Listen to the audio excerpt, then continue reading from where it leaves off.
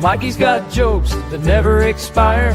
Commodore Boone with the captain's call. He break it all down, he cover it all. Lights down low, set the scene. Family stories on the screen. Laughs and debates, come on through. Friday night, Waltons crew.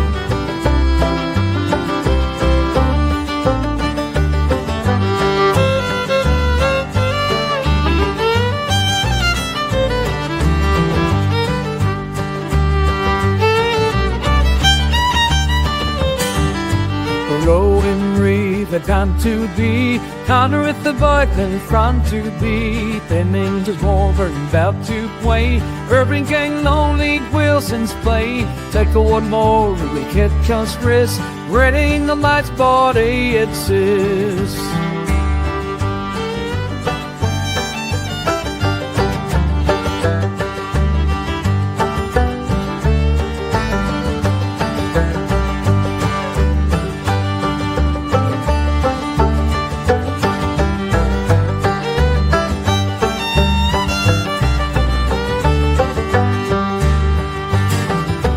That kid skies never wear the old. The bat from this movie already there.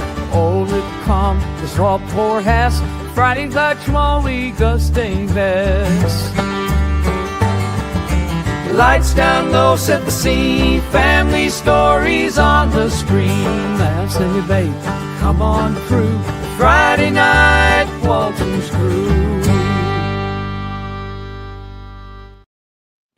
Alrighty, and hello everyone, and welcome to another Waltons review, where tonight we're reviewing the Waltons episode, The Estrangement. With me, I got Resolute Germ. How you doing?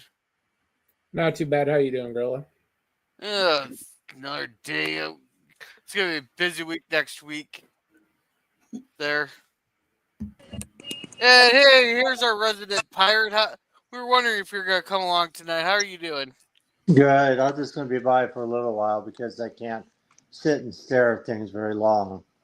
Yeah. As you can Hey, see. Larry, it's so great to see you. Oh, there he is. Oh wow! My one-eyed brother. So how did that go?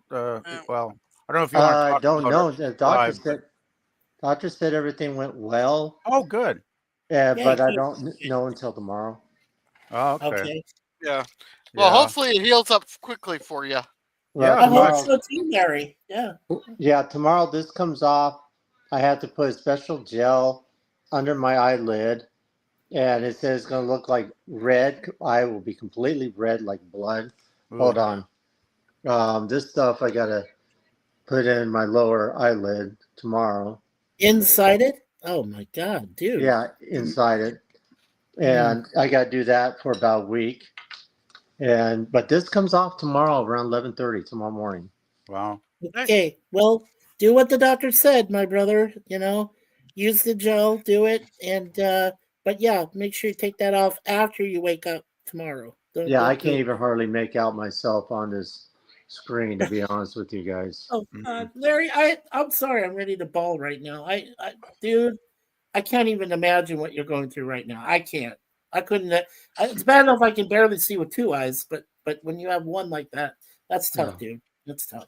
It really hurts. It hurts like hell. I believe you. Yeah. Well, at least it's good. The doctor said things went well, though. I mean, that's encouraging, at least. Yeah. Hey, and you're live and breathing and talking to us, dude. Well, so, I was wondering if you'd even show up for the next couple of days, or like I thought maybe you'd be like under the weather for days and days after this procedure today, right? Well, yeah, you want to hear something funny? When they took me back on the gurney and laid me in the room and made me scoop back to put my head on this thing, they put the mask like here on my face. Right. And the guy says, just start breathing, just for 12 seconds, to start breathing and start putting the medicine in there. And I said, well, wait, before you put that on there. The guy said, well, wait, where are you from? I said, I'm from Arizona. I like doing Route 66 stuff and everything else. He says, really? Why do you do that? Because I have a YouTube channel called Be Yourself Adventures. Here I am trying to stall myself, put the mask on, start breathing. And the last thing I remember I said to the guy and the nurse, hey, always be yourself. You know what? He was trying to distract you while he was putting in the gel for the first time. Well, that burned going through the IV. I'm Oh, telling man. you. Oh boy. Oh. Wait, now is Diane going to help you with that? Is she going to put that in for you, or you can do it No, yourself? I got to do it myself. We're going to take this off tomorrow around 11:30 a.m. Okay, good. After you wake up. Okay. Yeah, right after that. And I'm going to have to put that stuff right in there 4 times a day. When you sleep tonight, Larry, do you have to sleep up like this, or can you can't sleep on it, right? You have to sleep up. No, I can lay down. I can lay down. Oh, you can? Okay. All right. Yeah. I can Wow. lay down. You're durable, dude. I'm going to have to start calling you Bionic Larry. Oh, man, I'm telling you, this sucks. Hurts. Oh, But- man. I know, dude. I'm sorry. Oh, But man. I'm here for a little bit. I can't stay too long because it's hard for me. That's Yeah. totally fine, Larry. We're glad you're Yeah. here. Did they at least give you some very nice pills to go along with that eye patch? Yeah, well, they gave me some medicine to take, but the main medication will be that gel I Yeah. put in there. Right now, he said it's going to look bloody. Tomorrow, it'll look like a vampire eye. It'll be totally red. So, No happy pills, though. Yeah. what's that? No happy pills. No, they No gave me happy enough medicine today just to last a lifetime. Yeah. Really did. So, Yeah. but yeah, I Now- just wanted to say hi to you guys, and Yeah. you know, Well, always we're watch glad Be you're Your- here, We're Larry. glad yeah, you're and always watch Be Yourself Adventures. This was an adventure on its own. Yeah. Yeah. Well, if you Yeah. want any, I have some to spare. Yeah, Washington there you has go. very liberal laws when it comes to narcotics. I would love Oh. to go to a happy place right now. Well, Jeremy, I want to say fuck you to you because I couldn't get any pills when they ripped my tooth out. Wow. Yeah. Oh no, definitely. they gave me a whole bottle full. All they did was cut open my wrist a little bit. Yeah, they gave me tramadol during the IV. They gave me other medication. They gave me, what's that stuff for nauseous? What is that, Dan? The stuff for nauseous. Dan, what's that stuff for nauseous? When you're nauseous. Those little pills. Oh, whatever. They put that in my IV. They put all kinds of crap in my IV. So, Wow. all right, enough about me. Let's get Gorilla's thing Okay. going. I want to say hello to Sci-Fi Sit Down here. He goes, the germ is still alive and well. I see the white blood cells didn't eliminate you yet. Nice. You want me Oh, to no, play not it? You want me to play it? You want me to play it? Yes, hit the button. I'm a Jew in Nazi-occupied Europe. Fuck you! Fuck the both of you! All right. So let's get this episode started here. Yeah. Yeah, Oh my really. God, yes. Please. It'd be nice Now- to get it done before Christmas. That would be Now, good. did you guys recognize our guest characters today? I guess characters. Oh yeah, they're returning from last year. Yes, from last year. Yeah, one of them later became Captain Apollo in the Battlestar Galactica series. There Yeah. you go. And Well, guys, I'm out of here. Always be yourself, Alright. guys. Take care. Thank Hey. you for your prayers. Okay, Hi, take care. Rest. take rest- care, rest Larry. I well hope there, you Larry. feel better. Yeah, All feel right, Take love better. you care, guys. Larry. We got all the Yeah. prayers going for you, buddy. All Yeah, right. feel better. Thank you. Love you Yeah. guys. Yeah. All Love right. you too, Larry. brother. Take care. Bye. Thanks. Bye. All right. Well, PvP was kind of quiet on that question there. Didn't recognize What our question? two returning? Huh? You recognize our two? Did you recognize our yeah, guest yeah, character? yeah. They were in that. Weren't they in the episode where the Waltons went up on the mountain to defend their home or something? Yeah, the one that Okay. John Boy got shot. Yeah, the one where John Boy got shot. Yeah, I remember that episode. Yeah, that was a pretty good Okay. episode too, actually. Yeah. But that's got to So- be what about like a year back in episodes or something. It's a while. Season 3, episode 1 and 2. Okay, I figured it'd been a Yeah. while. Now, did I work? No, I didn't work with you on that one, Gorilla, did I? So, because I That had was- to go rewatch that one. that was- I had to that rewatch was- Constantine. That was before you were here doing Waltons, Mikey. Correct. That's right. You're right. So, Yeah. But yeah, So there's been a few episodes so far in season 4 where they have brought previous characters back, haven't there been a few? Yeah. Yeah, A couple, yeah. it's interesting. Like I kind of am enjoying this trend in season 4 so far, where they actually bring back past episodes characters and kind of update their life story, so to speak. I thought that's been pretty interesting feature in season 4, actually. Yeah. Now Anyway, we got everyone's favorite director back, Harry Harris. Harry Harris, yeah. Okay. Yeah, we've had him quite a few times. Well, and And we've also had Ivan Dixon too. Don't forget, Ivan Dixon, Yeah. who did Hogan's Heroes, did some episodes as well. So mhm. Yeah. And there was something just quite off, a little bit off about this episode. And I finally figured out what it is. tell us. I just figured it out here about 5 minutes ago. Okay. Well, it's a love story and a divorce and estrangement story written by two guys.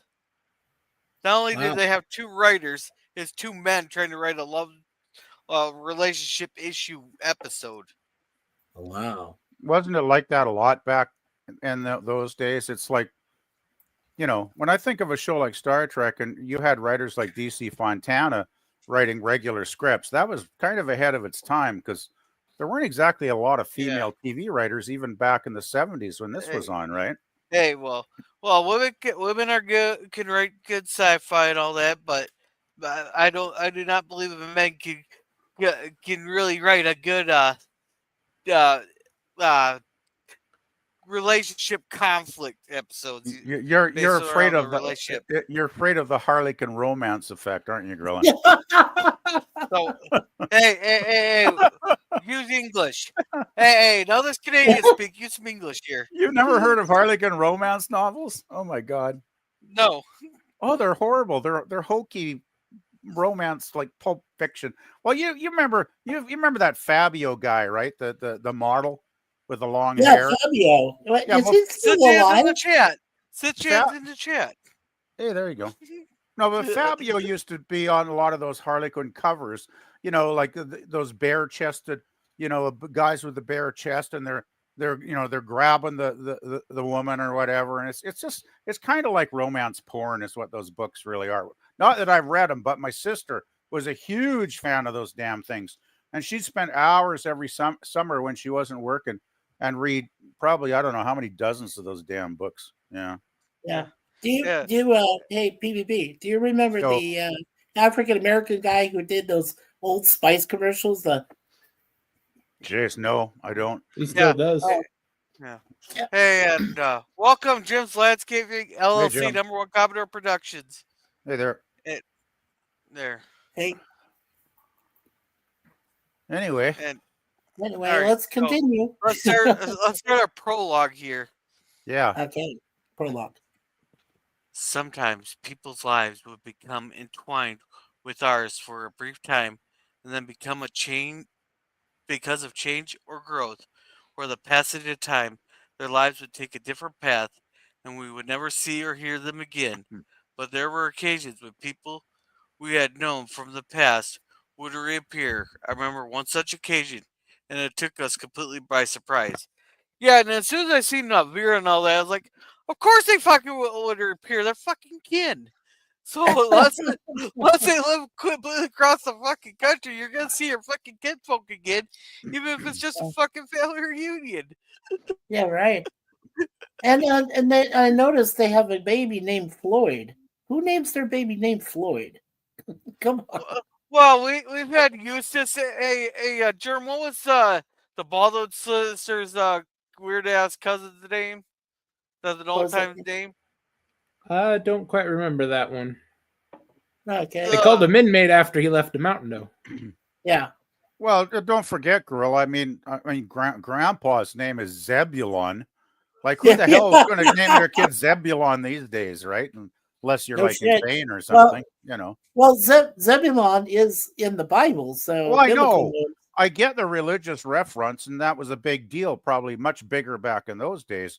There probably was for my parents. Hey, even now, I mean, even now when I do my job, I'm calling people named Joseph and David, and I mean, there's all these biblical reference names out there still, right? Floating around. David, that's not that Oh no, we're not. I'm not thinking of Homer Lee. There's other ones. Oh, there's a whole Well, pile of them. Yeah. yeah. Well, I know that gorilla, without saying his real first name, was named after a river, so you can go from there. Huh. Okay. Yeah. Well, anyway, we were going to do the prologue, I guess. No, of we, this. yeah, Yeah, you just we did just it. did Yeah. it. Oh, we've done it. Okay. Yeah, we're just going into the story now. So now we're just Yeah. wandering off again. Okay. Yeah. So they're hauling wood out and get the taxi here and go. What? They weren't a surprise. They weren't sure about. It. They were surprised that Hi, it's Vera. it's Vera. It's Vera. Yay! All the walls going up. It's Vera. Come on in She's the got house. a baby. Yeah. You know, So they all let her in. weird coincidence when we watched Firefly last night and Jane named his gun Vera. Remember that, guys? Yes, yes. So now we're watching Waltons the next night and we got another Vera. Hey, isn't that ironic? Don't you think? It's kind of a coincidence, yeah. Anyhow, Yeah. go for it, I girl. love quoting the laugh. So, I'm Canadian, I this can is do that. somewhat of a blessing here too. Like when you get a baby, as soon as you show up to these gatherings, yeah, here, take her, pass her around. I don't have to Well- deal with her for a while. Well, you know that happens a lot him. with families, Gorilla. Without going into too much detail, my parents and my sister Elizabeth has a big family, and whenever there's and my dad's sister has a huge family. So whenever they have a brand new baby boy or girl that comes into the fray, everybody wants to touch this kid. Everybody wants to hold it and play with him or her or whatever. It's insane. It was going on for years and years with our families. Even after I left. Yeah. So Well, it's kind of crazy. funny too. You notice the difference there. Like when it was just my nephew, there Marcus there. Marcus, I swore around my sister there with go, and she's like, I'd appreciate it if you didn't swear around my kid.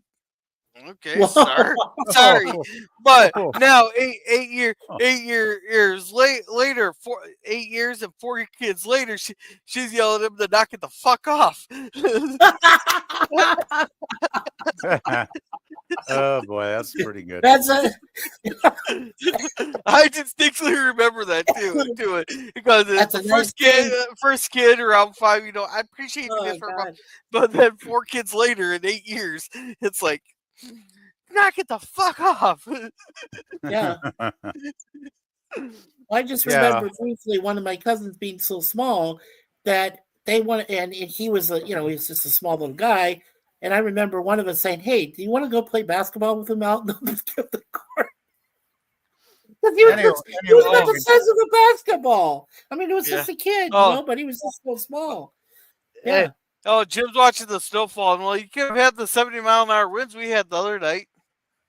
Hey, we had 60-mile-per-hour winds last night too, so and more snow fell. So, and then we went out today, and Suzanne and I for lunch, and it snowed again. Oh, by the way, PvP, McDonald's has the Shamrock Shakes available right now till March 17th.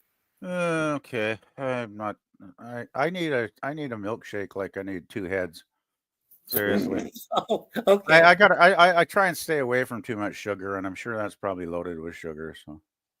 Oh, I'm sure, but we do it at least just once a year. And Suzanne found out, and we said, "Okay, Shamrock Shake." I guess milkshakes are great, but I haven't had one in so long. I don't really miss them. So. I haven't had one for a week. Anywho. Well, Gorilla, go to McDonald's and get a Shamrock Shake. You'll love it, man. I'm not driving to freaking McDonald's for an overpriced shake. Well, that's another problem. And I can't help you there. They don't even have real milk in those shakes anymore anyway at McDonald's. No. So I ain't paying overpriced money for a fake milkshake. All right, Germ. Oh yeah, let's get somewhere into this damned episode, guys. Well, all right, so I want to play this part. Okay. All right, gossip time. Why the fuck are you here? Yeah. I wasn't meant for cities. I've done what I had to do. Moved down to town. tried to learn how to get used to electric lights and plumbing in the house. You know, it's kind of amazing. Like she's acting like this is amazement stuff, and she has to get used to it. Here, I was bitching when our lights weren't on for 2 hours. Well, It's yeah, amazing. you'd have to be pretty backwoods not to appreciate indoor plumbing, I gotta say. Because I don't think I'd want to live without indoor plumbing for too long.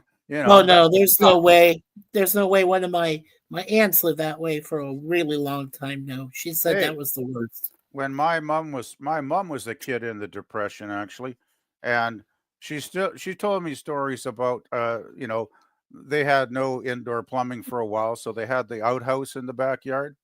Yeah. So she's going out to the outhouse at like -40 in the middle of winter. Like, yeah, that sounds like a big load of fun, right?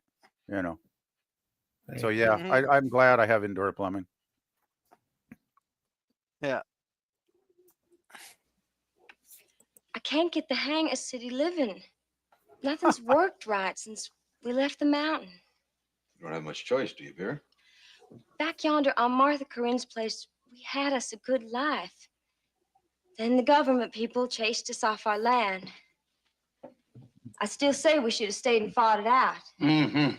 If you'd stayed and fought, Vera, chance the whole lot he would have blown to kingdom come. That would have been like, yeah. I suppose back then they didn't have the old excessive government force, and that nothing videotape it to prove anything, But if the government wants your land, they're gonna get your land one way or another. Yeah, well, Yeah. I guess some things never change. I mean, government always seems to have more power than they rightfully should have, at least a lot of the time. Yeah, it But, looks like it also looks like the lady that just to mention quickly, the lady that played Vera did retire after 1985. Well, according to the background information I looked up on her, but she was in Helter Skelter movie. She did a episode or two of Rockford Files, so she'd been working on this and the Waltons. A couple episodes. She didn't have that long a career then, though, because that's only like about 10 years after this episode when she quit, eh? That's right. She's 75.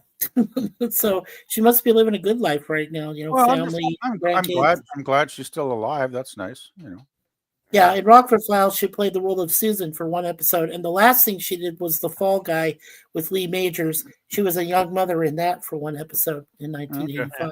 So anyway, do we push ahead? Yeah, go ahead. I'm sorry. I wish now we'd taken that chance. At least then maybe me and Wade'd still be together. Don't you think you ought to let Wade know where you are? Might be worried about you. No, he can go fuck himself. Well, since she's left him, that's probably exactly what he's doing now, Gorilla. Well, yeah, she's basically being evasive, though. Too far? Too much? Okay. Too much. Yeah, y'all wouldn't know Wade Walton anymore. Remember up on the mountain how he always planned that house he was going to build for Floyd and me? Well, now we got us a house. And he don't come near it less than it's to sleep. When he do come home, he's too tired to say more than, "Hey, Vera." He don't even play with Floyd no more. That's that seems like she's not like she doesn't just like sit there and like sit his ass down and they could tell him what's wrong, to talk it out. Yeah, why is she spilling her guts to everybody here in the Waltons family, but she can't even pull her husband aside to talk to him about why she has these feelings and why she thinks he's being evasive and like avoiding her and Floyd. So yeah, I don't understand that.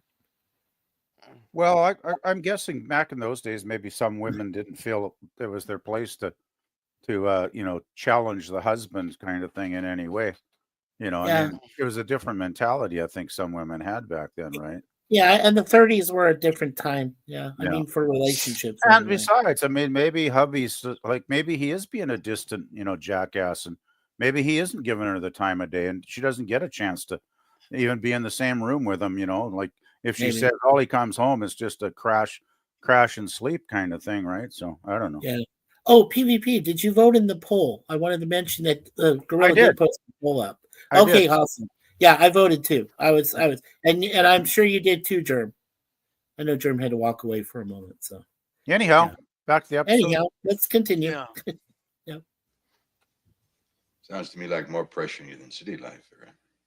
Does Wade have a job? Got a good job, but he don't go to it half the time. Okay, if he doesn't go to his job half the time, he won't have the job anymore. Especially, they're not nearly as lenient back then as they are as some places can be now. You know, Yeah. so back Yeah. then, heck, you miss one day of work, they could fire your ass. Well, it doesn't quite add up because we do see him at his job later in the episode. You Yeah. know, I don't want But to she said spoil it. half the, but she said Well, half the time there. But That's why Yeah. I'm thinking. I'm thinking Vera's kind of maybe a little one-sided in her opinion, and maybe she's exaggerating a lot. If you know what I mean. Yes, that's what I wanted to say too. Exaggeration. Exactly. She doesn't want to come out with the full story. Okay. That's why it's so important later on when they go to get, Wade's side of it. And it kind of makes sense because when you listen to him, it's like you go, oh, okay, so Well, now we know why she's acting the way she is, and well, and so the thing is, it's probably been a little while since they moved into town, and Right. I get the feeling when we do hear his side a little bit later on in the episode that, he did his best to try and please her. He mentions a whole bunch of things he did to try and get her to, have a better time and, maybe go out and have a bit of fun. And she was just like, nope, nope, nope, nope, nope. So there's definitely a two-sided street, going on here, right? So, yeah. Yeah, yeah, definitely. well, you can't drag an introvert out into to these places full of people. Well, If you really wanted to please her, you take her up to the mountains and to the woods. To to the Red Grandma's Oak, house we go. to the Red Oak. To the Oh, Red come Oak. on. They got to drink the kid along. Who's going to babysit the kid? Come on. Who's going to babysit the kid? Come on now. Think about it. I could just get Grandma Walton to look out for the kid for an afternoon. Yeah, like Grandma Walton. She loves those little kids. Yeah. Ellen Carby was a huge lover of kids. And you could have all the girls, I'm sure, Mary Ellen and Elizabeth, and they'd all have fun looking after the baby for Oh an yeah, they afternoon. do dog pile. They talk Yeah. about boys and shit. Yeah. They've already been to the Red Oak where you think the kid came from in the first place. Well, That's maybe right. Floyd was created there. well, maybe they need that second honeymoon, so to speak. If you know what I mean. So they can create a second Floyd. Sure, why Floyd not? one, Floyd two. Give There you Floyd go. a sister. That's what I say. Yeah, there you go. No, what they need Floyd to one, do is Floyd two.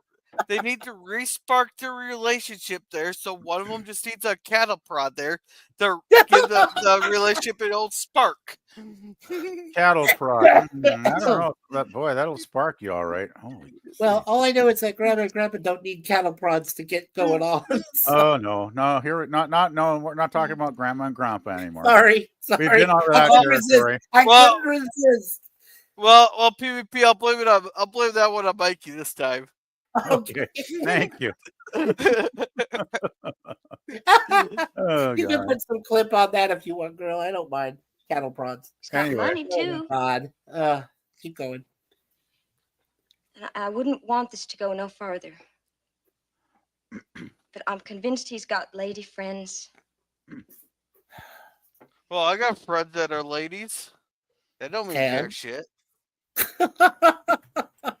You also got 2 ex-wives, Gorilla. Yeah. She means friends Yeah, with fair benefits, point. Gorilla. Yeah, don't forget kids came from them, from your friends. So remember that too. Anywho. Anywho. What do you want to do, Vera? I'd be forever in your debt if I could stay here until me and Wade get this thing straightened out. Lord knows, it's all I want. Yeah. I mean, I didn't even catch that early. Did you just kind of look how Grandma notes and Zeb there? She did like a little swallowing thing, like I'm gonna keep my fucking mouth shut. Yeah. You know, She's Zeb. gonna Shut keep up, her Zeb. fucking mouth Shut up, shut Zeb. for now. Yeah. Yeah. And you know, Zeb has that squint eye just staring at her, and Rough Wade has the God, why can't we get actors that act with their eyes like Ralph Waite's like doing right? Just in this picture, you can tell he's acting with his eyes. Just even in the still, right here, Well, you can yeah. tell. It's not possible anymore, Gorilla. Too much No. Botox. Yes. He's- Yeah. Don't forget that Ralph Waite is pretty much a middle-aged man, but then you got Will Geer and Ellen Corby. They're old people for real, so like they're still trying to squint to see. So come on, there's a definite distinction. No, Grandpa has that squint and he's listening intently. There, Yeah. look on his face. Well, Exactly. I think Grandpa and Pa are trying to, figure this out exactly. They're like, something doesn't add up here. There's something going on. Grandma is just like, lady friends, that's disgusting. And she's got that disgusting look on her face, right? Yeah, she has that look. So yeah, No, there's like three she's distinct like, styles of them. I'm just gonna shut the hell up here because I'm not gonna say a damn word. She's like saying, I just don't want to. I don't have the heart to tell her, but her husband's going to hell. Yeah. Kind of look, Anyway, keep going there. Yeah, Gorilla. Grandpa's about to say something. Or Libby, let's get Vera settled in. Come on. yeah, oh, I thought Grandpa was gonna say something. That's kind of cool. Until I saw this show, I never knew that you could shorten Olivia and call her Livy, like Elizabeth would call her Liz or Lizzie or something. Well, he calls her Liv all the time. Yeah, And Yeah, I Liv all know the that. time. I know, he but I calls mean her that was Livy. just something I didn't know about for Olivia. That's all. That's all I'm saying. Well, Yeah. Elizabeth is a long name, so Well, we just call her Liz or Lizzie. That's what we used to call Yeah. our sister, our youngest. Well, one. I've heard Lizzie, Liz, and Beth. Oh, we never called her Beth. We never You did never call that. it. You never called her back? How rude! Beth. We never called her Beth. Yeah, not Beth. Oh, Gorilla. Oh boy. Try Second on this. that Try one. this. One of my sister's names is Bernadette, but we called her Bernie. We called her Bernie. So, like Weekend at Bernie's, remember Yeah. that? Those two shit. Oh, I was just about to make a joke. Damn it! You ruined it. You ruined it, Mike. Oh, I know. I keep them coming, Gorilla. All right. So we had this. So we had this here. They take her out to this. Anybody remember when this used to just be a shed, and then John Boy cleaned it out and turned it into his writing space. And now it's just like a little guest house, like a cabin. Yeah, it's Yeah, undergone a yeah. lot of changes. Yeah. Yeah, it definitely evolved since they first brought this into the series. Well, yeah. didn't they bring Grandpa into it? Wasn't that the episode we saw where they built it for Grandpa? Or No. No. That was a tent. the Yeah, tent? it was supposed to. It was when originally Grandpa was- supposed to be John Boy's room, but Right. then Mary Ellen's room. Then they both gave up on it, and then it became a guest house, which they did use for Grandpa for a little bit, and then they brought him out That's what into a it meant. tent. Okay. No, Grandpa. They put him in a tent there when he got sick in January. They put him in a tent. Right, but wasn't that where they planned on eventually they were going to build a shack or this little place? I guess. Well, this used to be a shed, a storage That's what I shed. said, just a shed. Yeah, but they were going to expand on it. Yeah. Okay. Cool. Anyway, So now it's looking like a pretty nice Yeah. guest house. Yeah. So Sue just fine. Jason said that Mary Ellen's gonna bring her shit. And Jay Yeah. had this here. Hey, man. How you been keeping? Oh, tolerable, Ike. That smells great. Yeah. There's nothing like the smell of good, freshly ground coffee. They don't do that much anymore. Like everything seems like it's pre-ground now. Do you guys are you any of you guys old enough to remember they used to have coffee grinder machines at the local supermarket? Yes. And you'd like buy a bag of coffee beans, and you'd pour them into the machine, and the machine would grind them right in the supermarket. My They still mom. have those at Kroger's. Oh, Yeah, good. they still have them with Kroger's. Yeah, but Okay.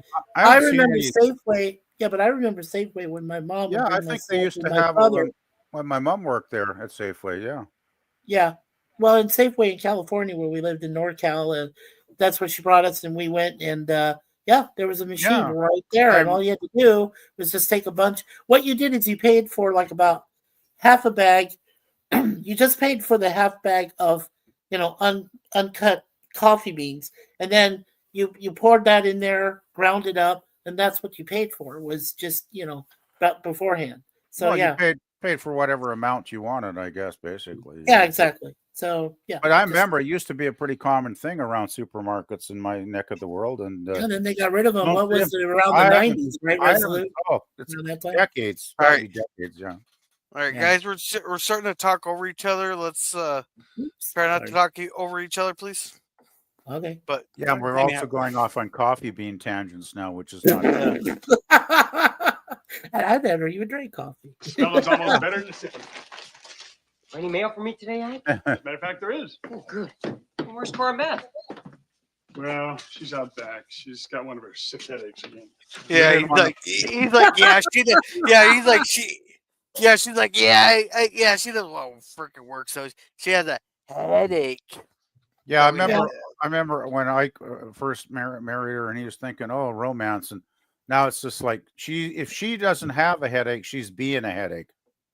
Yeah, and you notice that Corbett, like every time they met, like she hasn't been around, and it seems like there's always an excuse now that she's not there.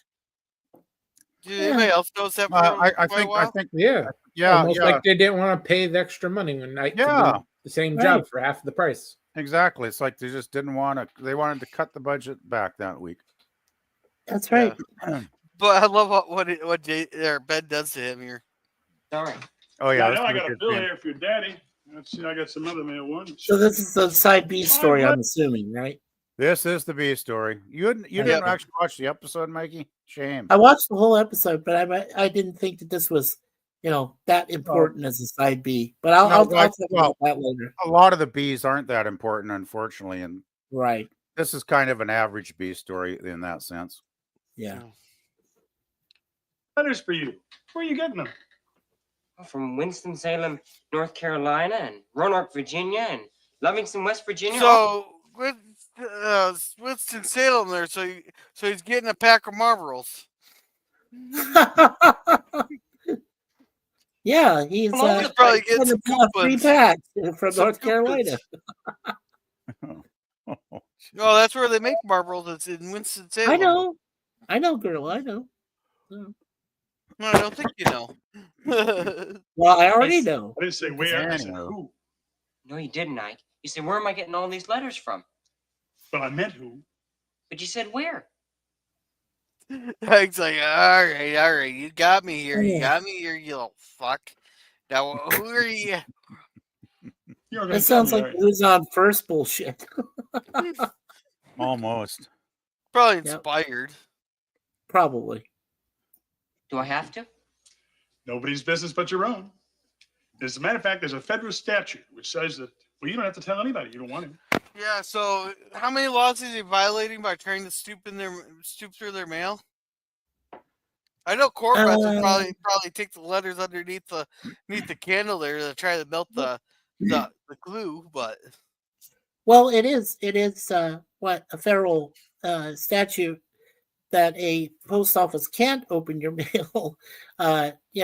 That'd be illegal. But if they suspect something, then maybe that gives them the right. I don't know. It's a convoluted bunch of like rules. if they suspect that there's something hazardous coming through the mail, I think they're required to either call the local police or notify the FBI or something. Right, federal, because it's a federal government. Oh yeah, if they suspected any hazardous materials, they would probably, put that in a safe spot away from people and just call the authorities in to examine it. I'm sure. Yeah. Well, remember that a couple of decades back, there was some crazy person mailing all those envelopes filled with that powdery substance. Yeah, that harmful substance. I can't remember the name of it, and I probably shouldn't mention it, or you two will probably get upset. But I wonder how many people mailed to the federal government like a envelope full of like baking soda or powdered sugar or something, just to freak people out. God, just to freak them out. Yeah. I was thinking maybe like a box full of dog turds or something, but yeah, I guess you're. Believe it or not, Gorilla, when you just said Yeah. that, Suzanne started cracking up. No. The dog turds, they just be rolling their eyes and like, oh, you sick fuckers. But if you put like a powdery I shouldn't probably even be saying this, but No. anything that they suspect, they have to bring in the hazmat team and do a whole analysis on it. Yeah. To determine what it is. Funny enough, the dog turds and the white powder both get you bioterrorism charges. And depending on the state, how long you'll be sitting, right? Yeah. Well, you guys remember when we watched Naked Gun 33 and a third, and it had the bomb inside an envelope for the Academy Awards. That was very miniature, but it had a lot of plastique. Yeah. All right, that was a funny one. All right, let's get back on track here. Back on track. Good.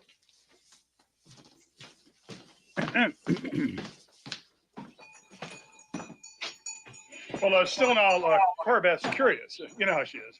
Oh, I know how she is. So long, Ike. He's the best line ever. Wasn't that like a big fuck you to Corbett or not? Tell me that. Totally. I think that was more than a big Totally. F you to Corbett for sure. We know what she's like. Yeah. I know. Good luck, Ike, but fuck you. It's your wife. Yeah, just be with your wife. She's a bitch.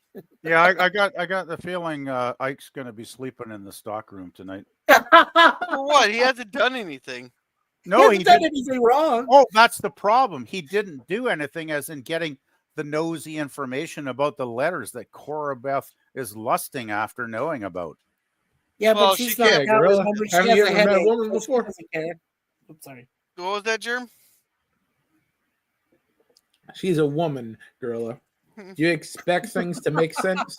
That's a clip right there. Oh man.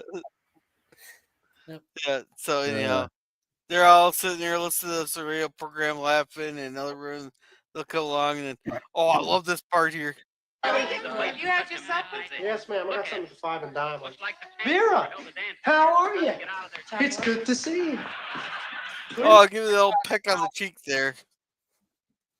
You know, that's kind of weird. That's one of the things that kind of gone away, is the pecking on the cheek. Yeah. Well, it's just like men wearing hats, right? It's just a thing of the past. I still wear hats. Well, occasionally. most guys don't, though. I mean, I'm talking like formal. I'm not talking like baseball caps when you go to, out in the summer. It's like, I'm talking like fedoras and, formal headgear, right? Yeah. They got Plus, fedora. you don't want. Yeah. Plus, you don't want John Boy to give Vera a full kiss on the cheek. We don't want to. We don't want to establish any incestual. Okay. stuff. No.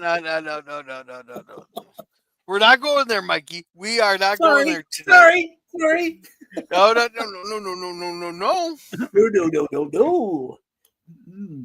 How did you get here? Anyway. Hello, Floyd. You sure are growing up, son.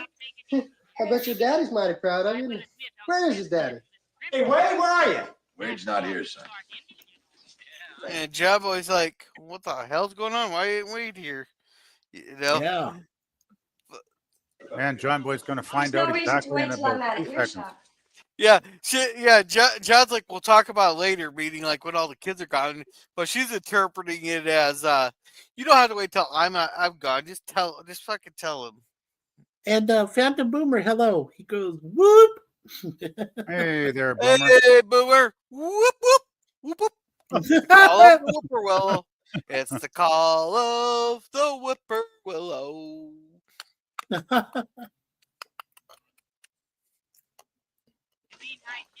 I've been sitting yonder studying the matter, and it's my opinion that you're as much to blame as anyone.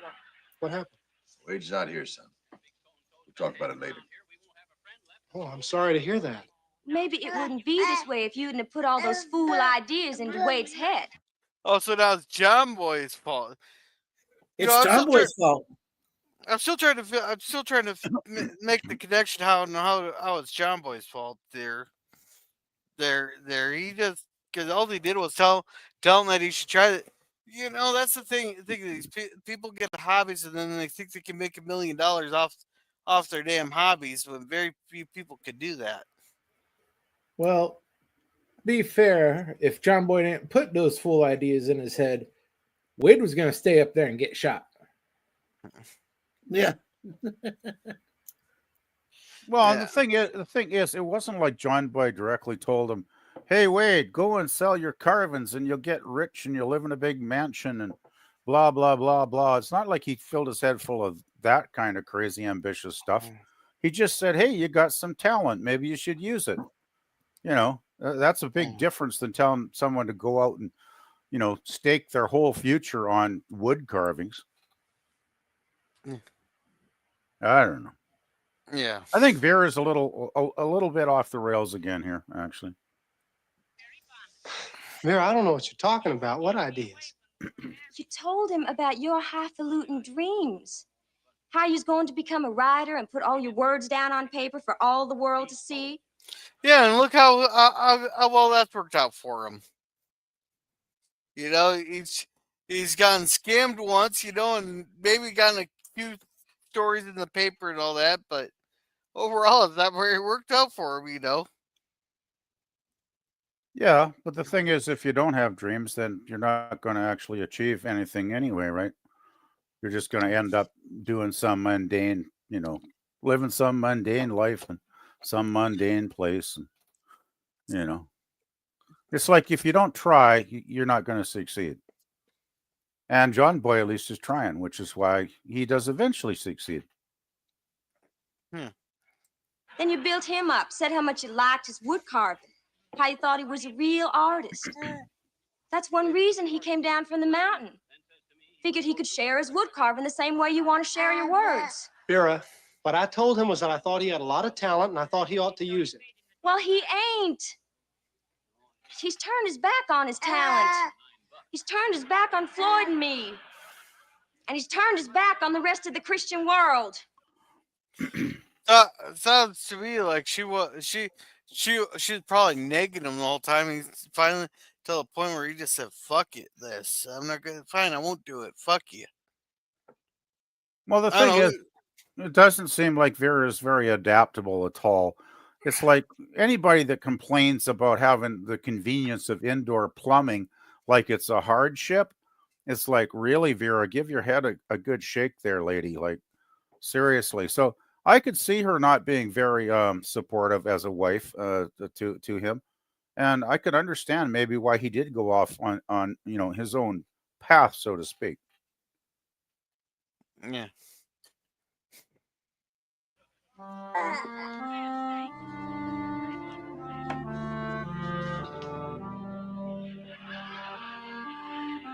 So she storms out, blah blah.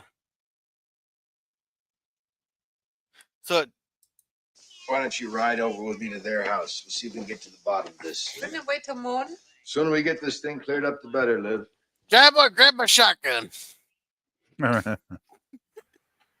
Yeah, you don't really want to leave something like that for Wade to come home and see his wife not there. Yeah. So anyhow, they come there.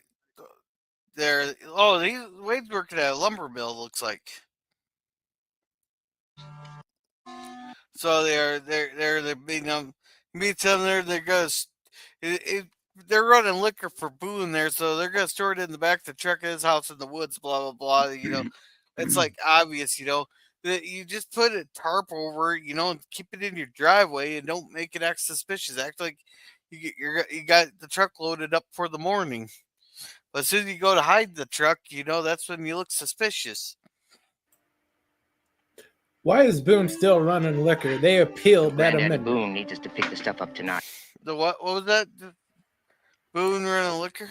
Boone is insisting on doing something that isn't illegal anymore. No. Prohibition's still intact here. On 36. This is 35.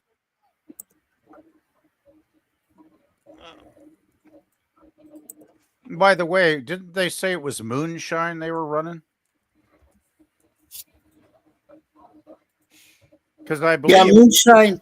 They did say moonshine is what they were well, peddling. that's the thing. Even after prohibition had been repealed, I believe for many decades, if not even today, making illegal moonshine out in the woods is not going to make the government very happy if they catch you. Oh, they didn't have the permit, I'm guessing. They didn't have the right permits. No, but I No, remember but not that many decades ago, I hear about moonshiners getting busted out in the woods and shit, you know. Yeah, Yeah. German's right. It ended at 33, so they just didn't have the proper government permits to make moonshine, to make booze. Did they ever permit moonshine, though? I thought moonshiners were always kind of outside No, the but law. you got to have a permit to make this stuff, to make any Yeah, alcohol. the business license and everything. Yeah, it was the 21st Amendment to the Constitution that repealed the prohibition. Yeah. I had to learn that in school. now, notice they repealed it right after they ratified the 19th. Just saying. Right.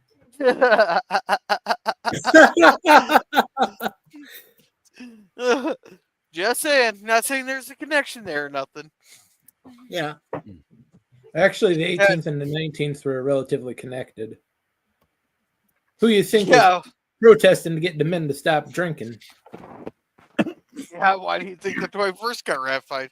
And hey there, Daniels. Welcome, welcome. Hey, Dan. So yeah, they're getting this stuff. Then the cops come around. They're gonna throw some sex fire. Blah blah blah. They're sitting there waiting. They're getting about ready to get ready to leave when. Leave a light on for me. Hey, y'all, come on in the house. You want to snort before I wake her up?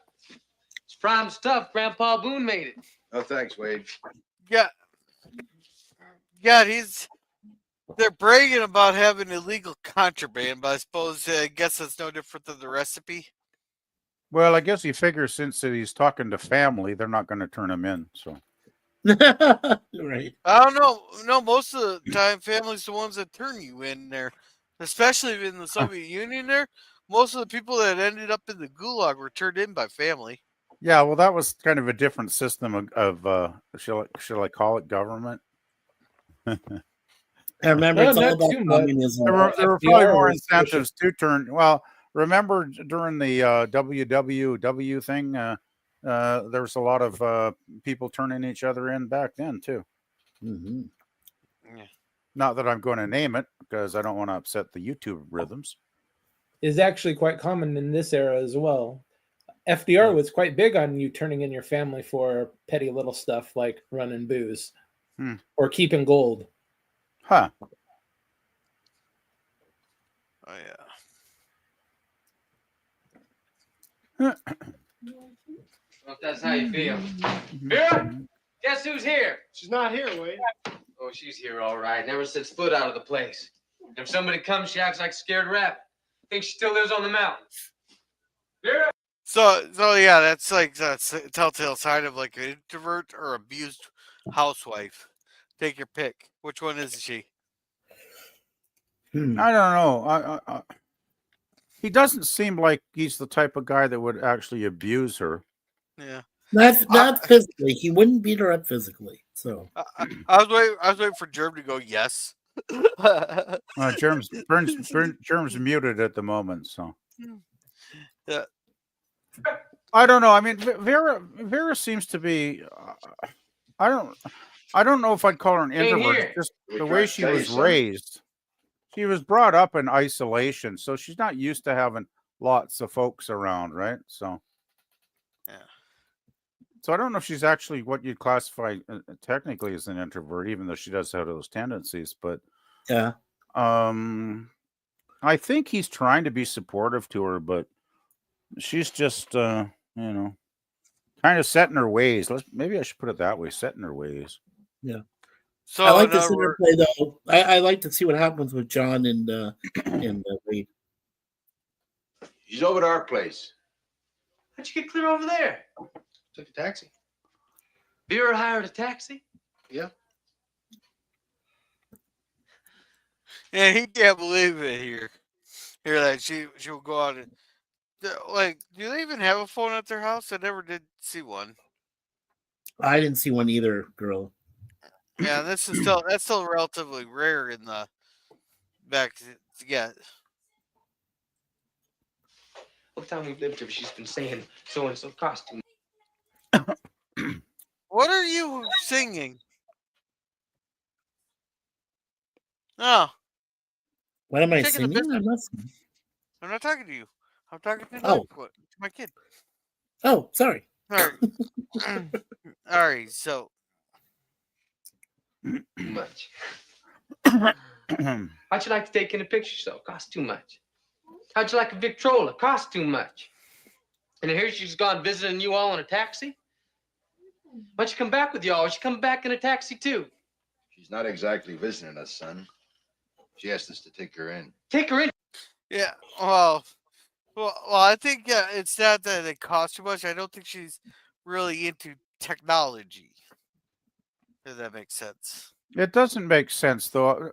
Actually, the more I think about this episode, like I was kind of feeling sorry for Vera when I watched this the other day, but the longer I watch this, the more I'm feeling sorry for him because it sounds to me like he's done his damn best to please her, make her happy in her new home in town, and she's just not even trying to adapt.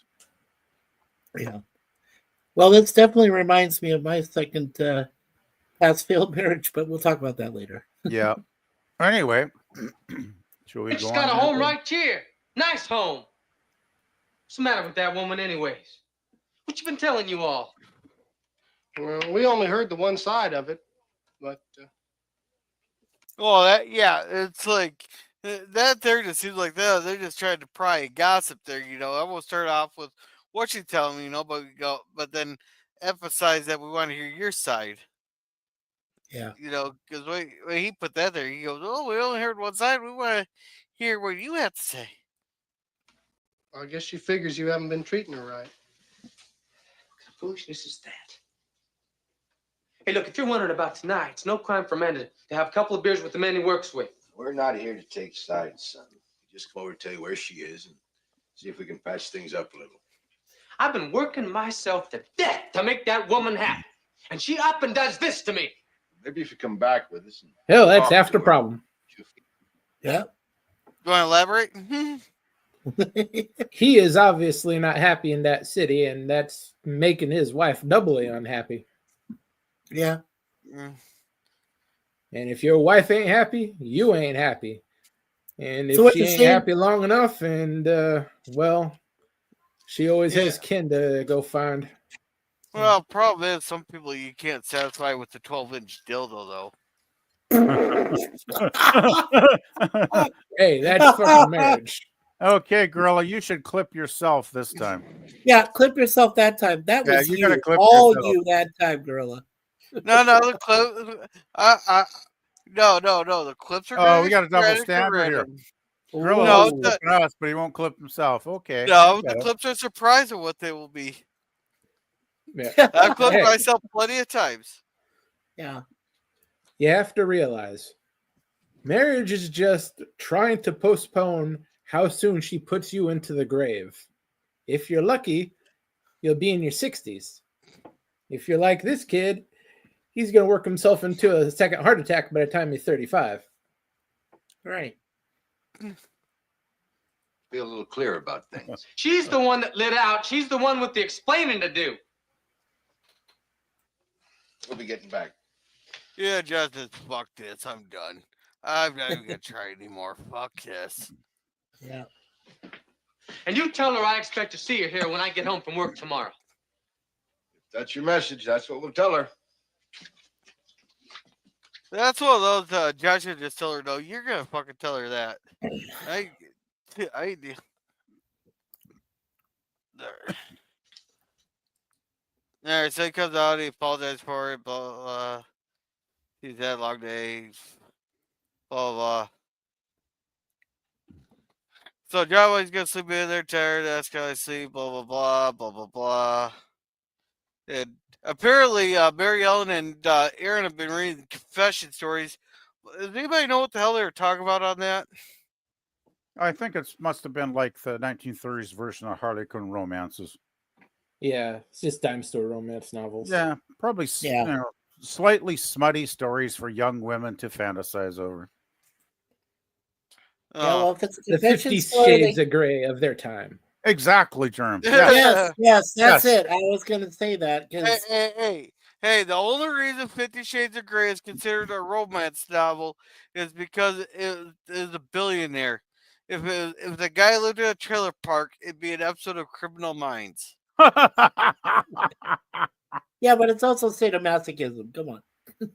Actually, I Where like she Criminal ripped it- Minds. Where do you think Offer ripped it off from? Criminal Minds was pretty good in its day. I used to watch that show. Yeah, Criminal Minds was all right. Yeah, they had some really good stories. Yeah. Yeah, so they're giving him shit. Grandma's not too happy about it. Blah blah blah, and this is funny. Wade, you know that hula dancer he has on his arm? Absolutely not. Well, it's kind of like an airplane propeller, you know? You can do anything you want, son. When you're 21, you're your own man. Okay, so we actually went back on when you're considered a man here. Here back then, apparently is when they're 21. That's weird because in the 70s, I was considered, when I turned 18, I was a man. So Yeah, but you gotta remember that's a 40 years difference. Yes, I know. Yeah. But Yeah, weird. I think it was 18 or 19 where I was back in the 70s too. Actually, Mikey. Yeah.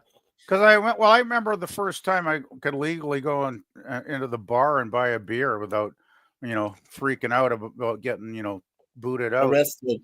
Yeah. Well, I don't think they'd arrest you. They'd probably just kick your ass out the door. But just kick you out. Yeah. Right. Yeah. Well, it depends on where you're at. Small town like mine. Yeah, hell, the bartender might give you one. Just don't tell your parents or have your parents write me a note. Big city, they probably call the cops on you. Yeah, well, I was kind of in a mid-sized city back around 25,000 people back in the day. Yeah, it all depends if they know you or not. No, nobody, fuck adults. I was some goofy teenager. No adults. Yeah, but they might know they might know your family. Not so much. My family was pretty private. Didn't hang out with a lot of people. Yeah, well, when Arizona changed the law from 18 to 21, which was back the January 1st of 1984, I had already turned 18, and so I was under the grandfather clause, and which I thought is ironic why they called that. But I mean, I'd been to Vegas, I'd been to Laughlin, Nevada, I'd been to San Diego, California. I went to a few places where I got to drink, and and they looked at me like, "Excuse me, like, how old are you?" And I said, "I'm under the grandfather clause in Arizona," and I showed them my ID. Never had any trouble as long as I mentioned that to them. That's good. Yeah. Seems weird to boost it from 18 to 21, though. That seems like going backwards. Seems like it, yeah. For sure. I'm sure a lot of people got pretty pissed off. A lot of people did. Believe me, the people that were born on January 1st, Well, I mean, a lot of people that are probably like 17 years old, just waiting for that illegal drinking rights, and then they get told, "Hey, sorry, you got to wait another 4 years or whatever." 21. Yeah, exactly. Yeah. There were not very many happy people in Arizona during that time. Crazy government. So they show up there, "Hey, Phil, blah blah blah." Floyd, and for bringing us safely through another night. We asked your guidance throughout the day ahead. Amen. So apparently they pray at breakfast too. At Pray at every Christian meal. table like this. Pancakes here. It's nice to have a new baby. There was a time Grandpa's when enjoying having Floyd around. Yeah. Yeah, it probably makes Grandpa feel like young when he had kids that age to raise. Yeah, especially since he doesn't have to change the diaper. Oh, exactly. He's probably thinking that's great too. Yeah. Yeah. He says, at least I don't have to change it. Yeah, it's kind of funny with the new kids. Everybody wants to hold them. Then once the diaper needs to be changed, hey, it's your kid. You got to change the diaper. Yeah, really. Wade and I sat at a Christian table like this. Excuse me, please. Okay, so we got the tears there. They're digging in. Then we had Grandpa here. He's talking. Grandpa. Well, so they can reach out and go up tall and straight. Well, how come? They're all of them fighting for the sunlight. You know, I think that that's flaw in his logic there because I think that would stunt their growth being that close together. Yeah, I kind of wondered about that part of the episode myself because I would think if trees are too close together, they're going to grow up like tall and really spindly, right? Well, the branches can't stretch out and Yeah, but they're not going to stretch out. fill out as exactly, grow. They're not going to fill out like a tree should, right? So Yeah, so that is true, but he's not looking to get them full grown. He's just looking to raise them up a bit so he can transplant them. Oh yeah, well that makes sense then. Well, I wonder if Grandpa, as they got older, the kids, I wonder if he finally told them where the red oak was located. On that note, Grandpa, are you as old as that tree over there? That, well, I'm not as old as that, no. You know, about 10 feet up, you can tell the girth of a tree, 1 year for each inch. Right here, you can tell the tree by this old dead stump here. See, it's recorded right here. You see those dark... yeah. Have you guys ever sat there and had to count the rings on the trees or on the branches and stuff? Never had to, no. Oh, absolutely, Gorilla. Yeah, because outside of San Francisco, you call it, they have this area there called Stinson Beach, and out there they have these woods, right? The redwoods, the big, huge ones, the sequoias, and you go out there, and if you see any of them that were chopped down, for firewood, stuff like that, you can count all the rings. I did that as a kid. I did a lot of that. So yeah, we had to do it at school, and we've done that a couple times, like on branches, see how old the branches were and stuff. Oh, we got to do field trips where we could go out.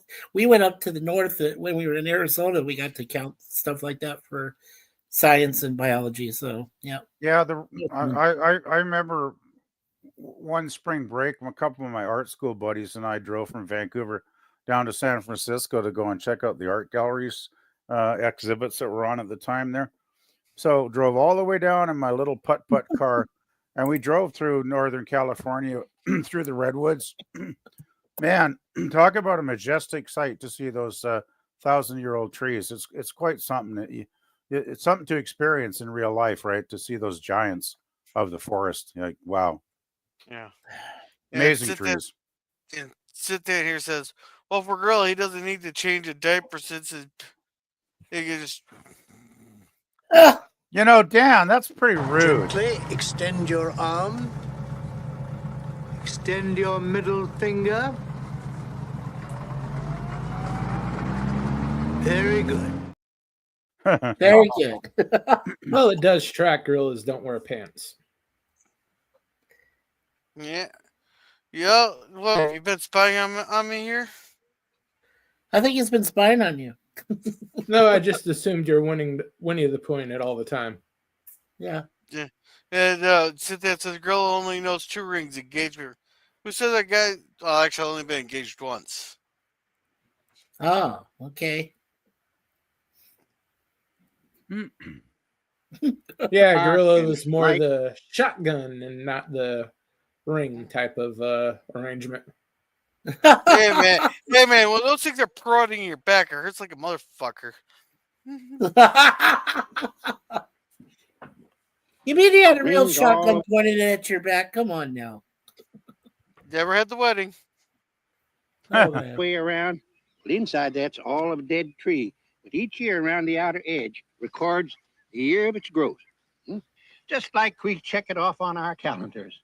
Must be over 100 years old. Well, no, scarcely that. From the time it was a young sapling, there's the precious years of the springtime, then the hot summer sun. I gotta say, I'm really digging Grandpa's hat here. I love that hat. It's a fine hat. That's just, I wish I had it. It's a sun hat, ain't it? Well, it's a prop hat, right? But No, I mean, no, it's called a sun hat, ain't it? a sun. Yeah.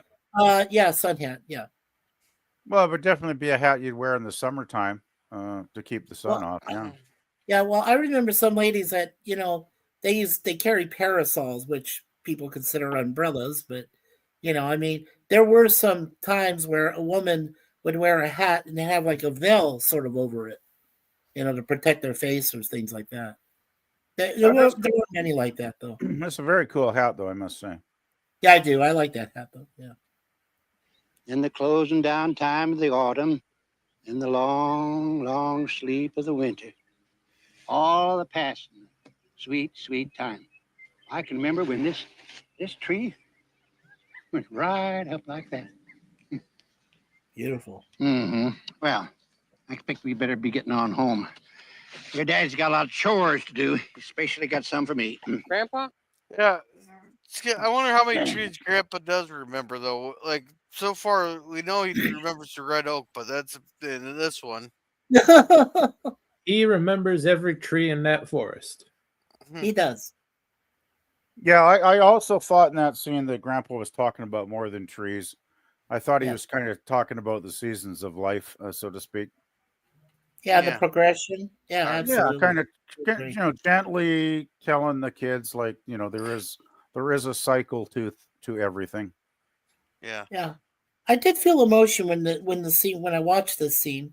I did, because I was like, yeah, it just means that it's progression of life and how things progress and move forward and everything, and and it's like any old stump trees and things like that. Yeah, I like the comparison. I really like the scene because I thought it was like a good grandpa kind of giving a subtle education to his young'uns, just to maybe plant that seed in their thoughts about how life does have its cycles.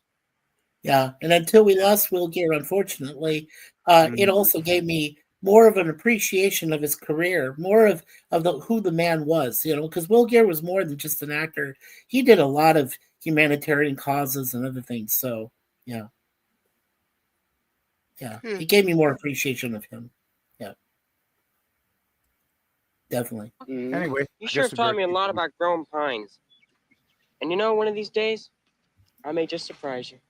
Well, you plan to start an experiment on her, see our backyard, huh, maybe? Well, if you do, you be sure you transplant them and keep the roots nice and moist. Well, not exactly that, Grandpa, but I've been working on something. Uh-huh. Well, I think I'm going to stay up here for a while. Want to stay here? Yeah, me too. Oh, well, all right. You can count the rings of that tree. I'd say just about as old as I am. And Elizabeth, watch out for the lions. Thank you, Tim. Yeah. So I was just gonna play a little bit of this next thing because once Grandpa leaves, this music was kind of weird, like a weird choice for music. Did anybody else think that was like a weird choice for music for that scene? The scene. They didn't really want to give anything away, so they just got the generic scene-to-scene transfer.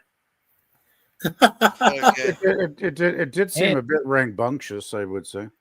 Yeah, and thank you, Tim, for the $2. Oh, thank you, Tim. And he's mentioning a classic Akira Kurosawa film called Ran for some reason. Yeah, not sure why, but great movie, awesome movie. All right, we'll get that watch party scheduled in here. Yeah, definitely, because PvP and I were talking about it last night, and Ran has always been one of my all-time favorites from Akira. Yeah, it's a pretty epic film, yeah. All right, yeah, it's great though. Yeah, and I was lucky enough to see it on.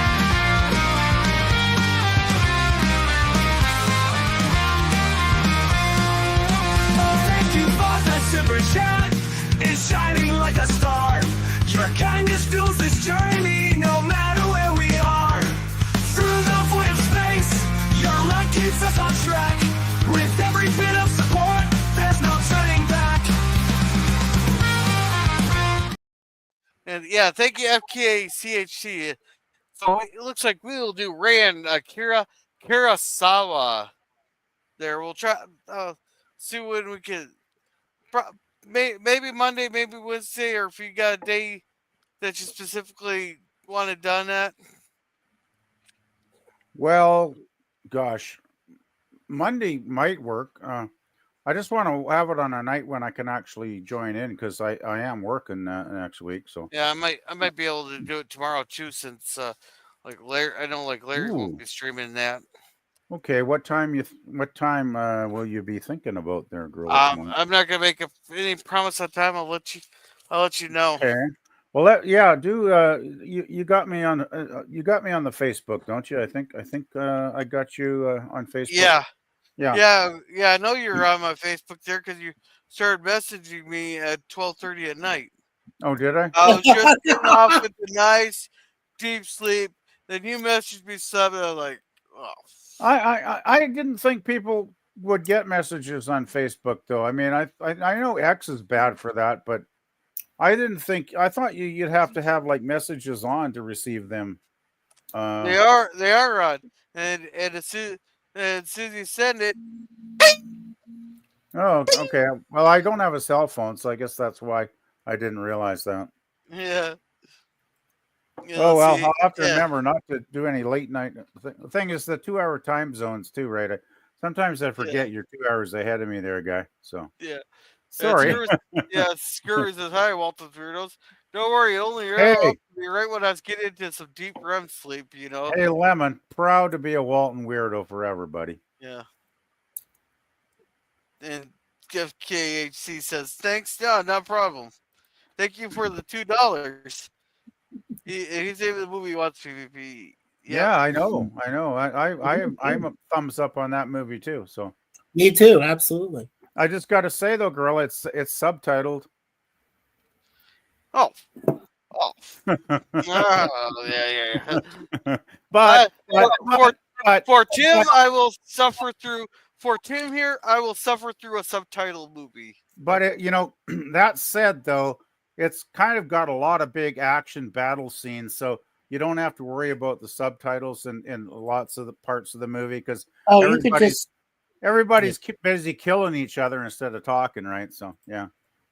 Yeah, you could forego all the the subtitles when you're watching them go at each other with samurai swords and shit. You'd be like, yeah, who gives a shit about the dialogue? The thing is though, Mikey, like I've said to Gorilla before, I mean, I wasn't born loving subtitles, right? It wasn't like in my genetics or anything.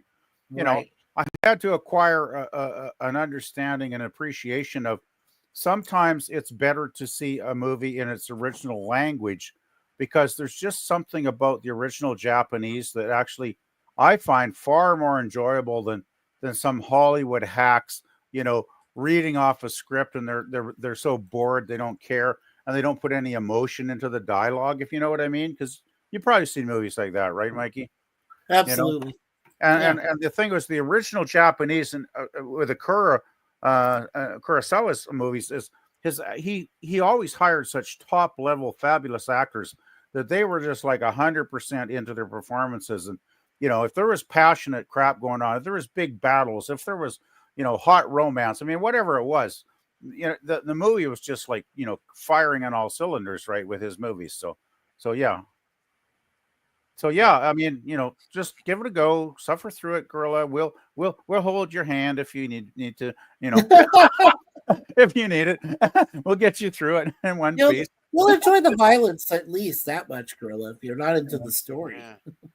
But hey, I just want to let you know, Gorilla, I got an errand to run in the morning, so don't start too early. But if you want to do it maybe in the afternoon, that should probably work for me tomorrow.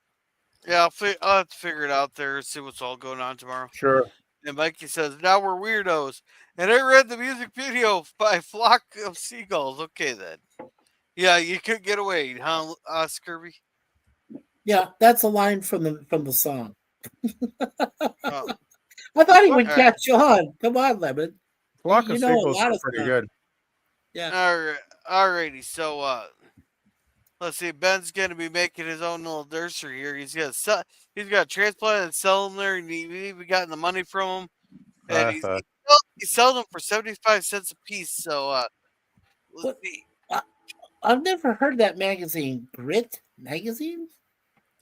It's probably something made up for the show. Oh, okay. Yeah, I never heard of that. So I was like, okay. Either that or it's probably not some obscure 1930s forgotten for like 80 or 90 years kind of magazine. Yeah. he's not making very much money on this, you know, because this seems kind of cheap for a tree. Unless Jeremy, you can correct me here, but converted 75 cents per tree. That's $17.39. I thought they'd at least go for like something like $50. Yeah. Yeah, And but this I is know the this. 30s, though. No. Yeah, it seems okay. Well, I know it's kind of Considering equivalent. Yeah. 75 cents sold.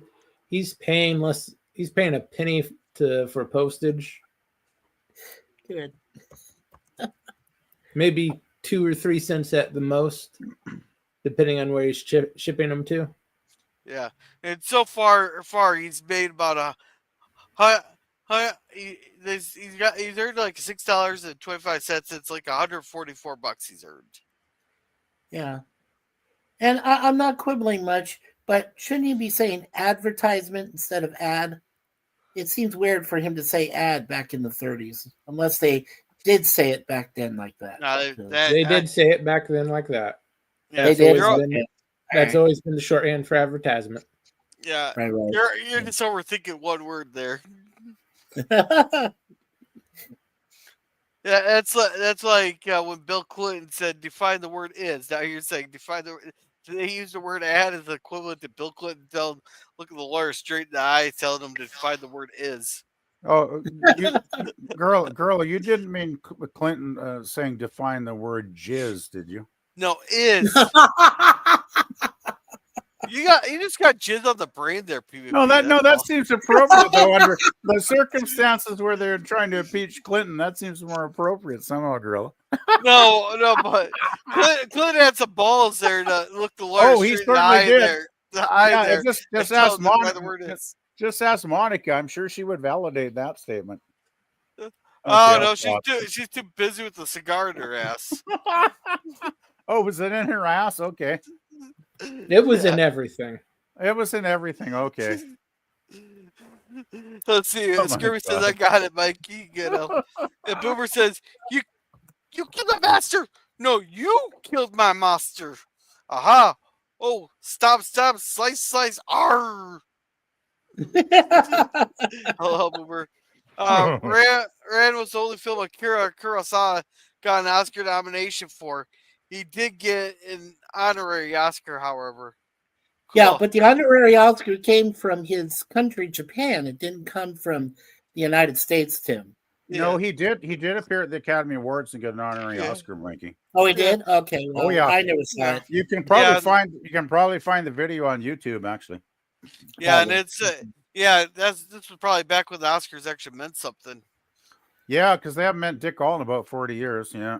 We're gonna talk about this. This was like the Oscars of the state,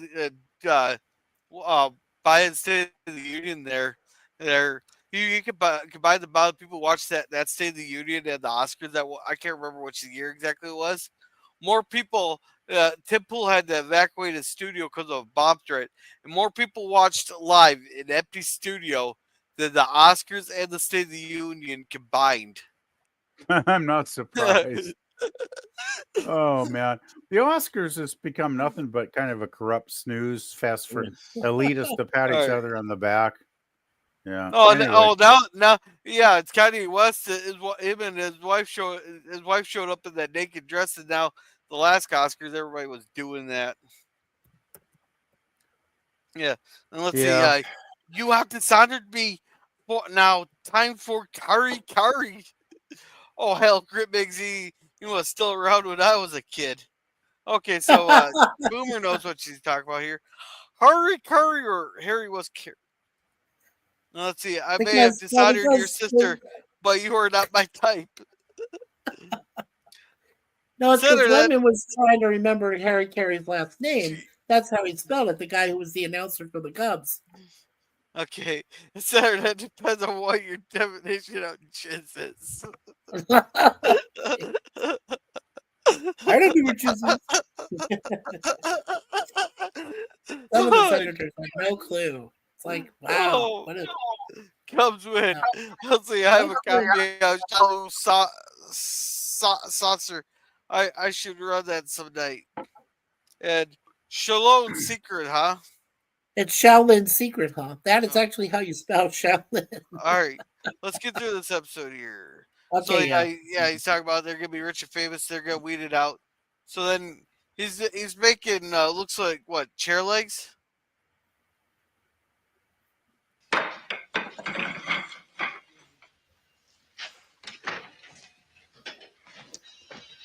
J.D. Paulson. Wait, let's see for a minute. Yeah, you know that's not good when the boss actually has to comes out and actually sees you. Yeah. Shoot, in the office.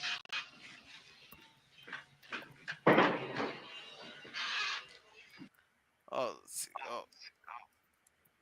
You're a good worker when you set your mind to it. But lately, your job has really been sloppy. My work's as good as anybody else's. I've had 3 complaints on your work in the last couple of weeks. From who? And you've been late nearly every day this week. Okay, the latency thing is, that's part of the problem. I always hate this is, oh, we've had complaints from who? Don't worry about it.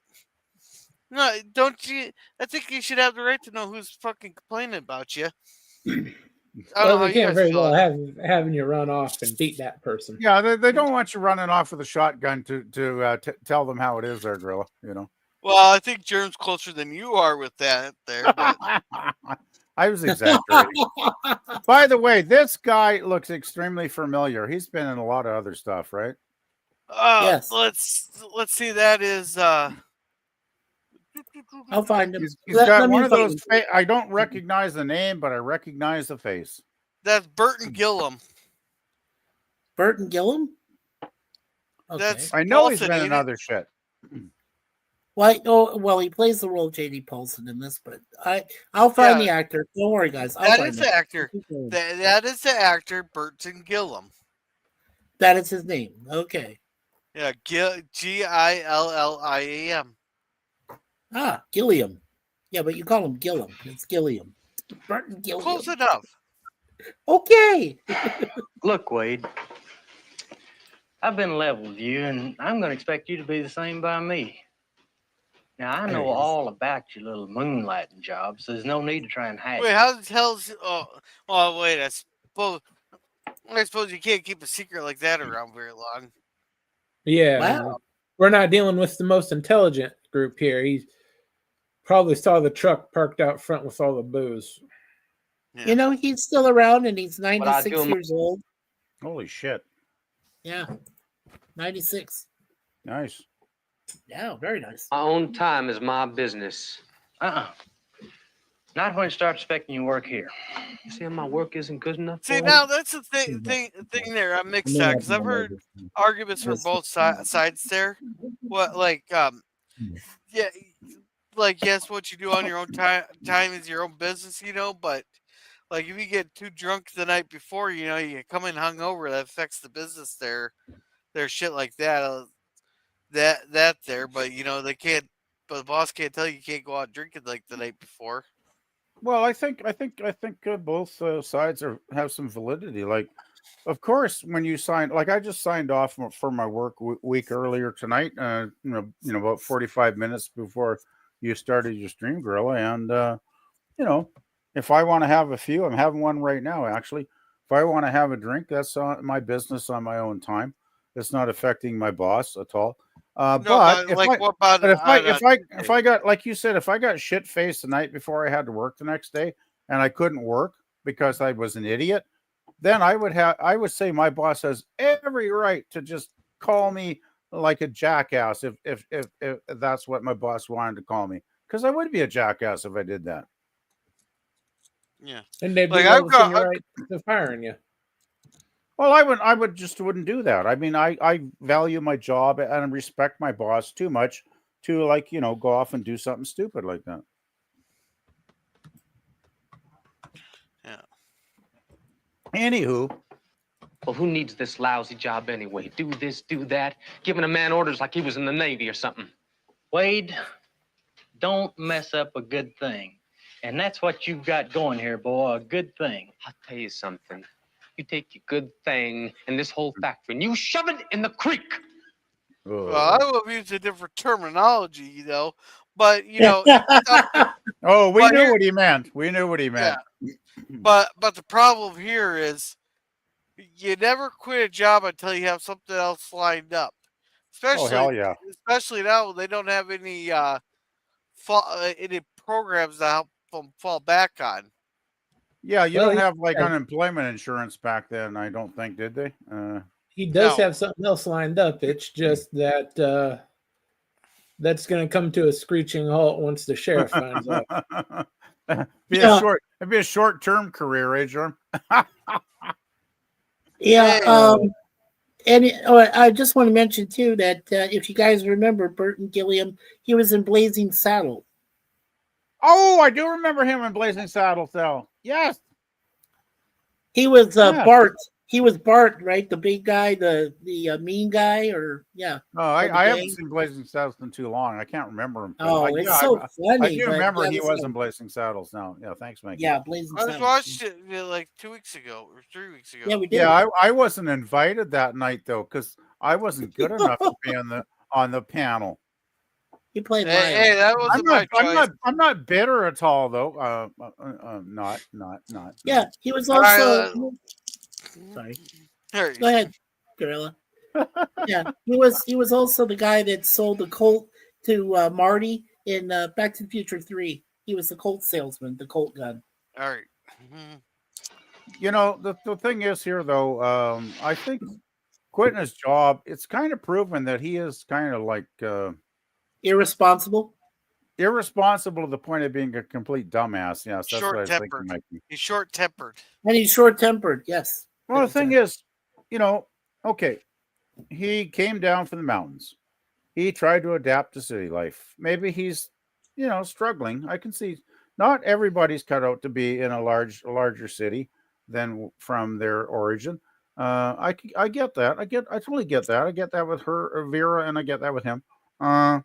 Still, it seemed like, he landed a good job. I mean, he likes to do the wood carving, so obviously he's got a job working, doing woodwork at the company he's working for.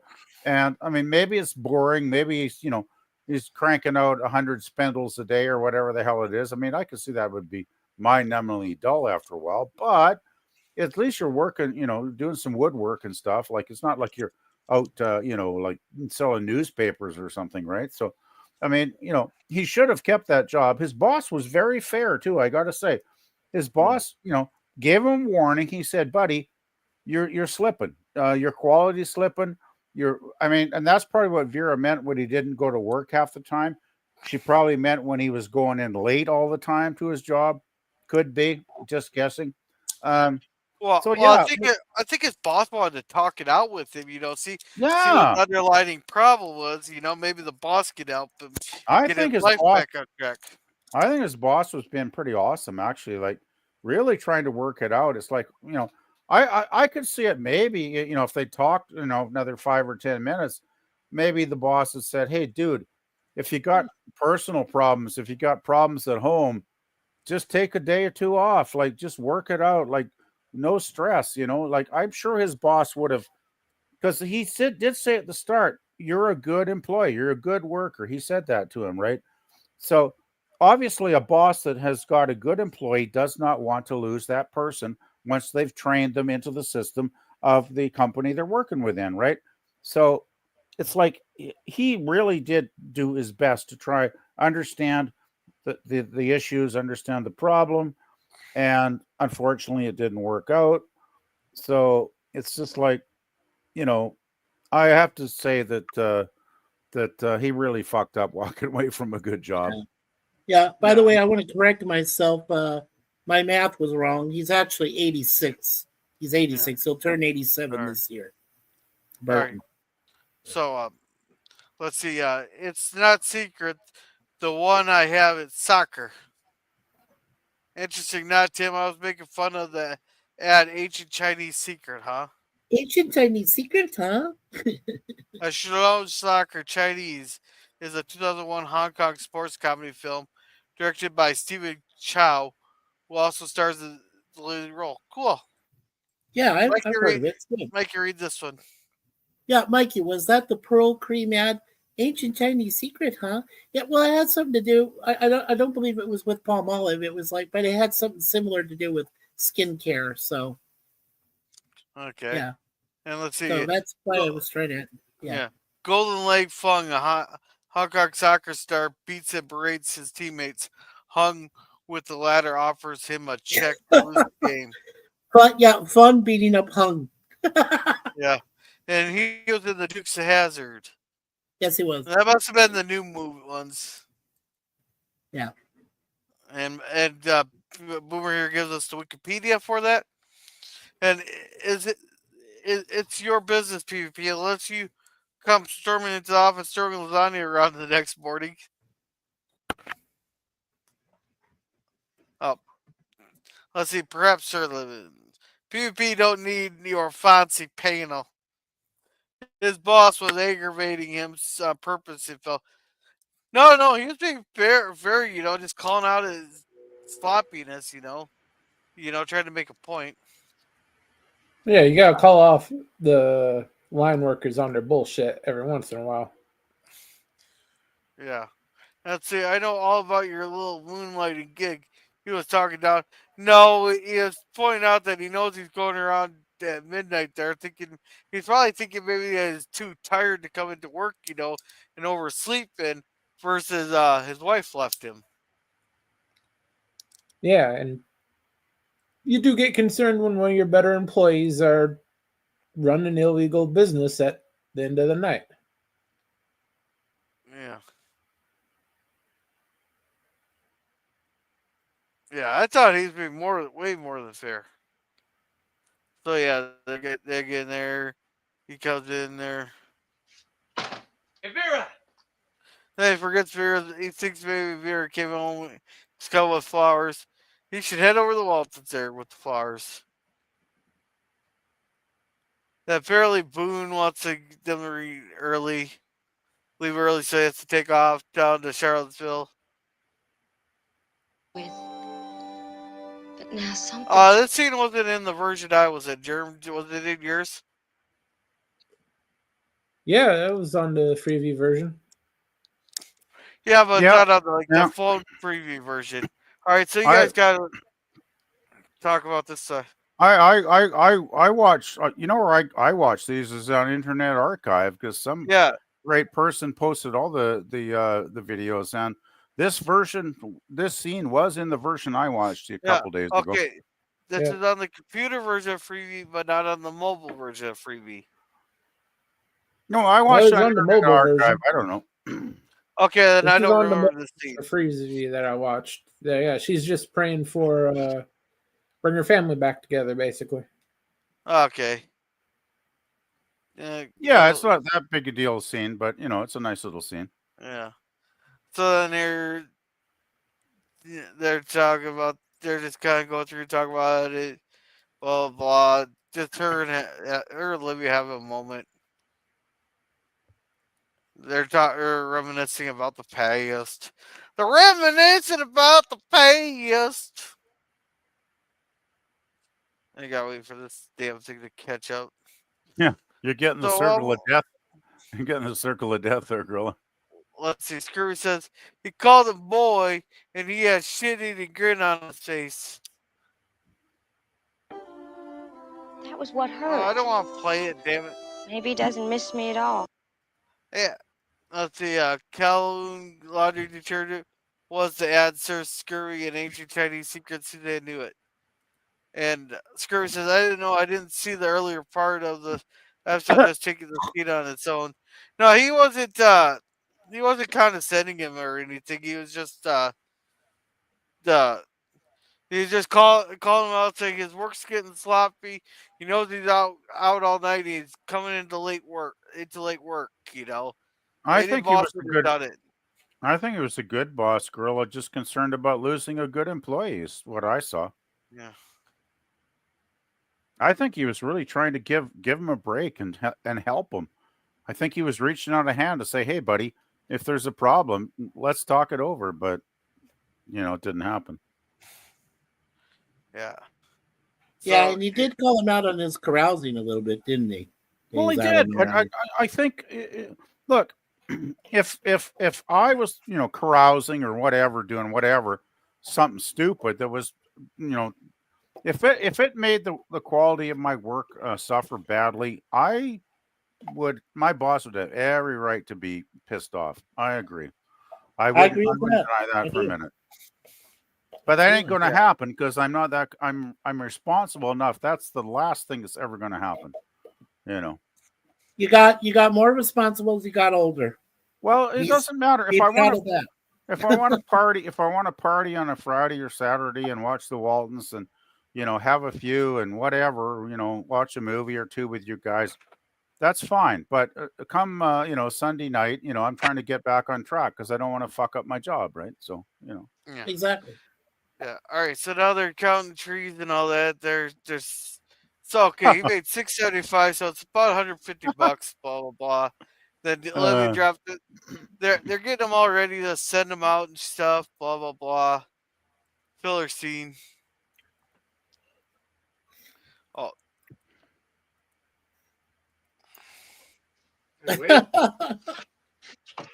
Wade's looking like crap here. Yeah, it's what happened when the woman leaves you. Also, when you quit your job and you start doing nefarious activities at night and you don't shave for a couple of days, it's like, yeah, it's a downhill spiral. Hey man, I haven't shaved for 4 months, so yeah, but that's okay. You're hairy enough. It's called a you're a hairy beard, enough gorilla. animal as it is, there, gorilla. So you don't need to shave. Come on. Gorillas are supposed to be hairy. They are. It's a natural form of life. I mean, as I've said, our old favorite silverback here, we want him to be true to his nature as a gorilla. Absolutely. All right, so. Yeah, bowler hat, cigar, hair all over the place. There you Never go. wore pants in his life. There you go. See, and people want me to look like Moses. Well, I'm getting there. Just give me a chance to grow it down here somewhat and carry a staff. I still think you look like Curly. All right. Scurvy, sometimes some questions are left left unasked. Yeah. Lamb. Oh, I'm not even going to. And also, why did the boss unzip his pants? Some questions are better left You must have watched You must have watched the alternative version of this Waltons episode. you watched the Skinamax version. You watched the Skinamax version of Waltons, yeah. You probably watched some porn version of the Waltons episode. What do you think Skinamax is? Oh, is it? Well, I'm ignorant. I'm not aware of Skinamax. I'm just a down-home country boy like John. You never heard of Skinamax? No, man, that was a go-to when I was going through puberty. Well, that's nice. Yeah, when Skinamax was past PvP's time. When I was going through puberty, my favorite find was getting my dad's Pentos magazines from out under his bed. What, you never read Playboy or Hustler? Oh, fuck yeah, those two. But that's all the porn. That's all the porn you had back in the 70s. It was all magazines. I guess those were the three main ones that you had. Oh, don't give me that because Debbie Does Dallas came out in the 70s. But that was a video, Gorilla. There was no video machines in the 70s.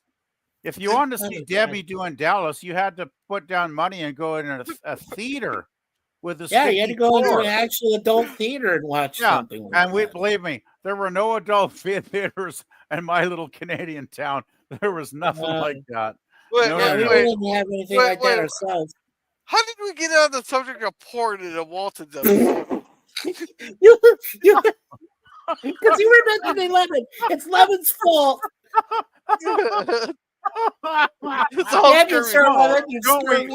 Isn't this just your average Friday night Walton stream, though, Gorilla, where we always get so screwed up on something weird? Like, seriously? Yeah. Let's see. Boomer says, he had an itch. And hey there, H1, and he's telling us to check out this live stream. He tells us to smash the like button. Lord. There, thank you. Lord. There. Hey, say hello. Hey, You must have a very hairy ass as well. he probably tells people to kiss his hair. And if you had a friend who was a film major, you had access to all sorts of 8mm movies. Oh my God.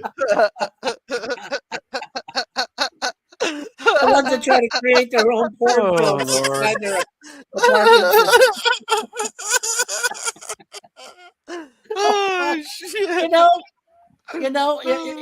The funny thing about Hollywood back in the 70s and early 80s was if you wanted to get into Hollywood, into a film, or become an actor or an actress, you always started out with those B movies, those 8mm things they shot in, back alleys.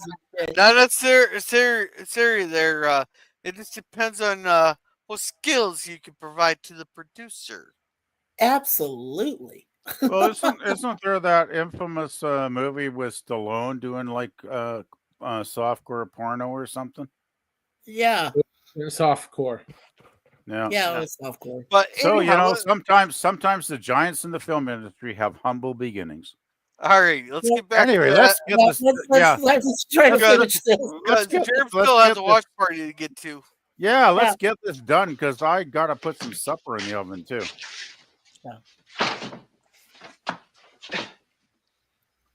You sure seem to have a chip on your shoulder. No chip on my shoulder. I feel just fine. Oh, feel fine, huh? A couple weeks ago you told me that, and now your wife is up staying at our house. Yeah, and you lost your job. My wife walked out of my life, and I'm just going to enjoy my freedom. Now, what concern of that is yours? Yeah, well, really, it's not John Boy's problem. There, if he wants to, the guy wants to act like a complete jackass to throw his life away. Let him. Well, it is John Boy's problem. That man's Yeah. wife is in his house. Yeah. Well, it's also that they're kinfolk too, which that's another dimension to the problem. I'm not sure if I don't think was Vera kinfolk or is she just They're married. They're kinfolk. Yeah, they're kinfolk. Well, I didn't know. No, well, I didn't know like pre-marriage if she was kinfolk. No, Vera was the kinfolk, and he's like the kinfolk in law, I guess I would say. Well, no, his last name's Walton. Yeah, he's the Walton, but he's the Walton. Okay, well, Vera got married. Shit. She's kin, and that doesn't change. Okay, well, I haven't seen that first episode in so long, I've forgotten. Yeah. Anyway, I think just nice here. John Boy's kind of like showing a set of balls here in this scene, which I kind of thought was fun. Yes. Well, if you'd really like to know what concern it is of mine, I'll tell you. The other night when she got there, she lit into me. Seemed like she blamed this whole thing on me, put it on my shoulders just because I was encouraging you for doing your wood carvings. Now, is that what you think? I mean, do you think I'm to blame for all of this? Yeah, John Boy just started getting his ass chewed out for something he didn't fucking do. Hey, I like those moments when John Boy gets chippy, when people blame him for some shit he didn't do. I got a feeling this has been stewing in John Boy's brain for a day or so, and he's getting really pissed off being blamed for something that he had nothing to do with, really. Because he didn't fucking tell him to go out and get world famous on wood carvings, because that would be stupid. He did encourage him, though. Yeah, and in all fairness, he did save his life. Oh, well, fuck. I could say, somebody has a talent for writing. I wouldn't say go out and, make a living at it. Yeah. And John Boy didn't tell him to go make a living at it, I don't believe. Between me He and implied he could. He did all his best, but John Boy's primary motivation in that whole situation was to get him out of that house and not get him shot. Well, that's an honorable thing to do then. Anyhow, please, girl, let's get this episode. I'll tell you the way it was. I did my best to stay sweethearts with her. I tried to get her to go out with me, but she wouldn't go. I tried to get her to be friendly with the neighbors, but she wouldn't even come to the door. Just hid somewheres. I even bought her a low-cut, shiny black solid silk shimmy. You think she'd get into it? No, sirree. Claimed it looked sinful. So that basically some like black silky see-through lingerie. Yes. A little black dress. Yes. Yeah. Oh, come on. It's not sinful to dress up for your husband. I just think he's trying to get her to, like, dress up a little higher classy, like in her clothing, right? Like No. That little black silky shimmy there, that's dressing more slutty for the bedroom. well, okay. I'm not even going there. I'm not. I'm just being honest. If you want to talk about suggestions for Vera getting slutty clothes, I got a mind full of options, but I ain't going to even touch that one. Yeah.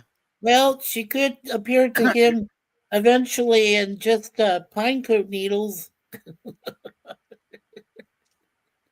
And that's all she wearing. Oh my God. Well, maybe she just needs a little more time to get used to living in town, you know. Why don't you just butt out of my business, John boy? Wow. So he's basically Oh, telling well, him she's living. That's what he's saying to him. He's like, "Stay out of my business." I want to hear John Boy's response. Yeah. Well, it is his business, but she's living in his house, right? And blaming him. No, maybe. Yeah. Maybe I won't just butt out of your business. What's the matter with you, Wade? A year ago, you and me were up on that mountain standing side by side. We were ready to fight for your land, and now you won't even talk to me like blood kin. What's wrong with you? A year ago, I came down from the mountain, and you told me I could sell my wood carvings. Oh, people liked them well enough, said they were pretty, but nobody bought them. Lucky I learned how to work a lathe in the Navy. So I found myself a lathe job, and I tied myself down to that, and that's just what I was, tied down to a machine, tied down to just enough money to squeak by. Along comes Grandpa Boone with a proposition, hauling his shine down to Richmond, Norfolk, and Newport News, and that's good money, John boy. No, so now just, yeah, it's kind of funny how they just blurt this stuff. Well, I love how he passed the blame on to an elder, Grandpa Boone. Yeah. Well, no, he's not. Boone is the ringleader of this whole criminal enterprise. Yeah. I don't think it's like he's blaming Boone. He's just saying Boone gave him an opportunity to make money because he was sick of his crappy job. I think that's what he's saying, basically. Okay. All right. I mean, don't you get that? That's what I got. Well, no, I got it now, but it's just like I was still confused when I saw the episode again. I think I let that clip go a little too long. I bet you that's the clip that's gonna get me hit tonight. Oh, probably. Yeah. Damn Warner Brothers. Hey, hello to Trek Reviewer. Hey, Oh yes, hello, Trek Trek Reviewer. Reviewer. Hey there. Okay, let's catch up on this before we get back here. Student films. And everybody is kinfolk. I need to check drink. your 8mm. This just in, the Death Star just blew up Yavin 4 and Rebel Base became they couldn't stay on target. I have no idea what any of that. That doesn't mean a fucking thing to me. I don't know what you're talking Stay on about. target, stay on target, stay on target. Oh. Yeah, I got that. Okay. Was the final scene in Star Wars where they're going, stay on target, you got to drop your load there, Luke. Was that like the most pornographic sequence in a high quality science fiction film ever? Like, seriously, I don't think you and I watched the same version of that well, movie. we're talking minutes and minutes, and we're talking about Lou dropping his load to blow up the Death Star. I don't know. Just my well, now don't forget when he released those 2 torpedoes into the thermal duct there. He did do a kind of thrusting sound when he did. You got that right. Yeah, I'm just saying. I don't know. And of course, if you're not down with that, we got 2 words for you. All right, come on, stay on target, stay on target. Yeah, well, that's what I told my ex-girlfriends, but it didn't work out anyway. And sit here and ask you a question there, PvP. Oh, well, the boss was trying to, not literally show him balls, but he was trying to just, I don't even know what the fuck Dan's talking about now because I can't remember what my comment was about. All right, the trigger. Jesus, Dan, you got nothing better to do on a Friday night than torture us with these comments. The trigger reader says, "Gorilla Boa." And Gorilla boy. All right. Yeah. Enough so I would never have to hear Vera say, cost too much.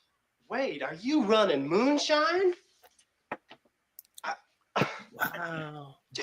You realize that's just as illegal as selling it and making it? Well, maybe that's just part of it, John boy. You notice he has he didn't have a problem with Boone doing the moonshine. He doesn't have a problem with Baldwin sisters and the recipe, but yet he has a problem with fucking what's his face here running moonshine. Yeah, because he has a wife and kid to take care of, and guess who has to do that if this guy ends up behind bars for too long? Yeah. Before I make a run, I get the same feeling I used to get before I went into battle maneuvers. My throat dry, my heart pounding, my skin tingling, and a roaring in my ears like a freight train going 90 miles an hour. I feel like I'm alive again, John boy. What was it? What did he do in the military? I never did catch that. He was on a ship. Oh, okay. And it seemed the adrenaline rush got him really jacked up when they were going into battle maneuvers. Yeah. Oh, I don't know what to tell you. So John Boy is actually lost for words for once. Yes, what I came here to say was that Vera's going up to Afton to stay with Ken tomorrow. And that's the way you feel about things. I guess maybe she'll be better off. No, I think that might have been the slap in the face that he needs. Well, Right there. somebody's got to slap him in the face. His boss couldn't slap him in the face hard enough. Nobody else could slap him in the face. Well, he's going to get a slap in the face. Yeah. Oh, yeah. This is the slap in the Open face. this. Yeah. Door. And he's like, ah, fuck. He knew exactly who that was. I've heard that voice before in the Waltons episodes. Wade. You know, it's kind of nice that Sheriff Briggs just didn't kick down his door or just walk right in and the rest of. He actually had the courtesy of the knock.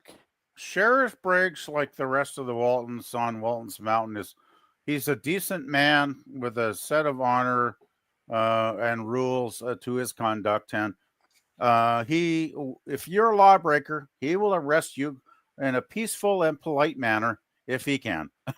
Yeah. Nowadays, they would just kick down his fucking door. Nowadays, they just kick you in the head and yeah, you'd be done. Well, they kicked out the fucking door. They wouldn't even check to see. They don't even check to see if it's unlocked. They'll just kick you fucking down first. Oh, that's sad. To bust the door.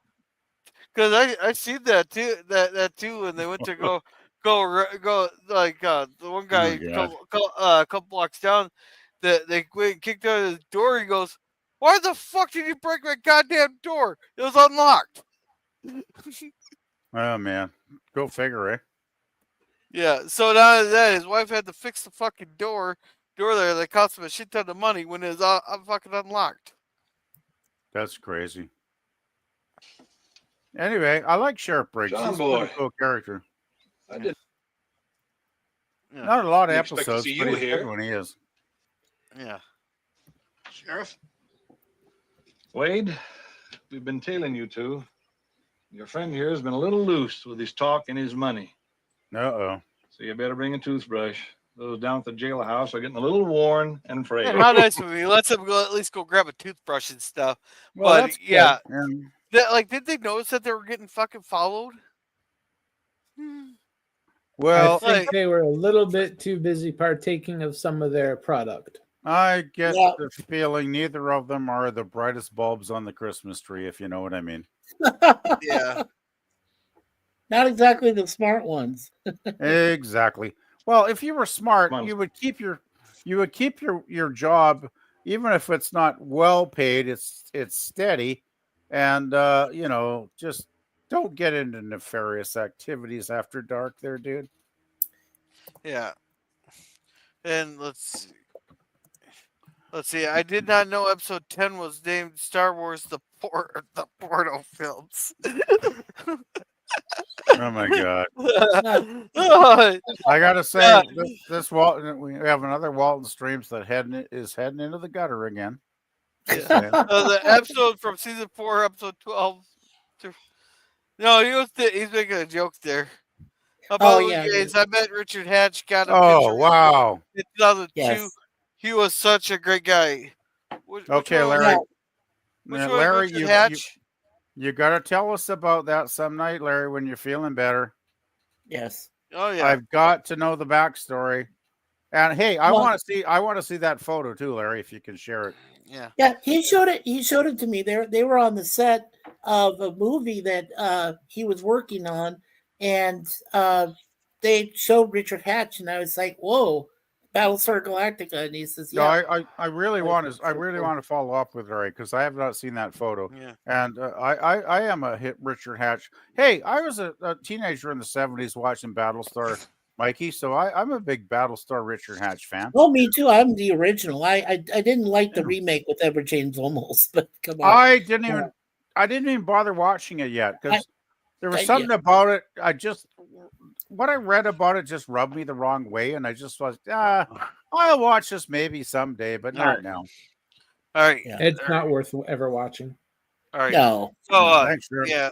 Good Be to know. Yourself Master says, like, he was such a great guy, and we talked for a while. Just really bums me out that these people I know ain't met. Yeah, that does I know suck. he died of pancreatic cancer, is what Hatch passed away from. Yeah, it's well, that's the problem with life, isn't it? That it's finite. Yeah. Very Now, finite. let's see. And here I was thinking that was Tim Matheson. They must be clones. They're not And clones. Germ Bruno, Check come on. X. Yeah, let's see, Mikey. Not my type of show. Never liked the Brady Bunch or the Partridge Family either. Well, the Brady Bunch and the Partridge Family were kind of saccharine, but I think the Waltons is much more serious show than those. Oh yeah, the Alright, ones. I mean, yeah. Go I ahead. think Waltons aim for at least reasonable quality drama. I'm not saying high drama, but I'm saying they often nailed like mid-level drama at least. Yeah. All right, guys, we gotta get through this because I think Germs needs to get going to a watch party here. Yeah, me too. I got some food in the fridge that needs to be reheated. Let's go. Yeah. So John Boy comes up here like a bat out of hell. Uh-oh. Were those real? I got a question. Was that a real saw? Yes, but yeah, I'm pretty sure they're trained on. But why aren't they in the new mill? Why are they in the old mill? I have no idea. I just always thought Because the new mill is closed in and they needed the light. Oh, gotcha. That makes good sense. Yeah. I always thought though, like, geez, they got high-paid actors here, like with this huge spinning blade that could kill you. I'm thinking, man, they must have had very good technical staff that made sure that saw was in tip-top condition and totally safe to be within a couple of feet away. Because Will Gehr's standing pretty close to that damn sucker, and Well, they needed that looks to, like a nasty little bastard. they needed it to make the point of cutting. What's up, son? You're not Yeah. believe this.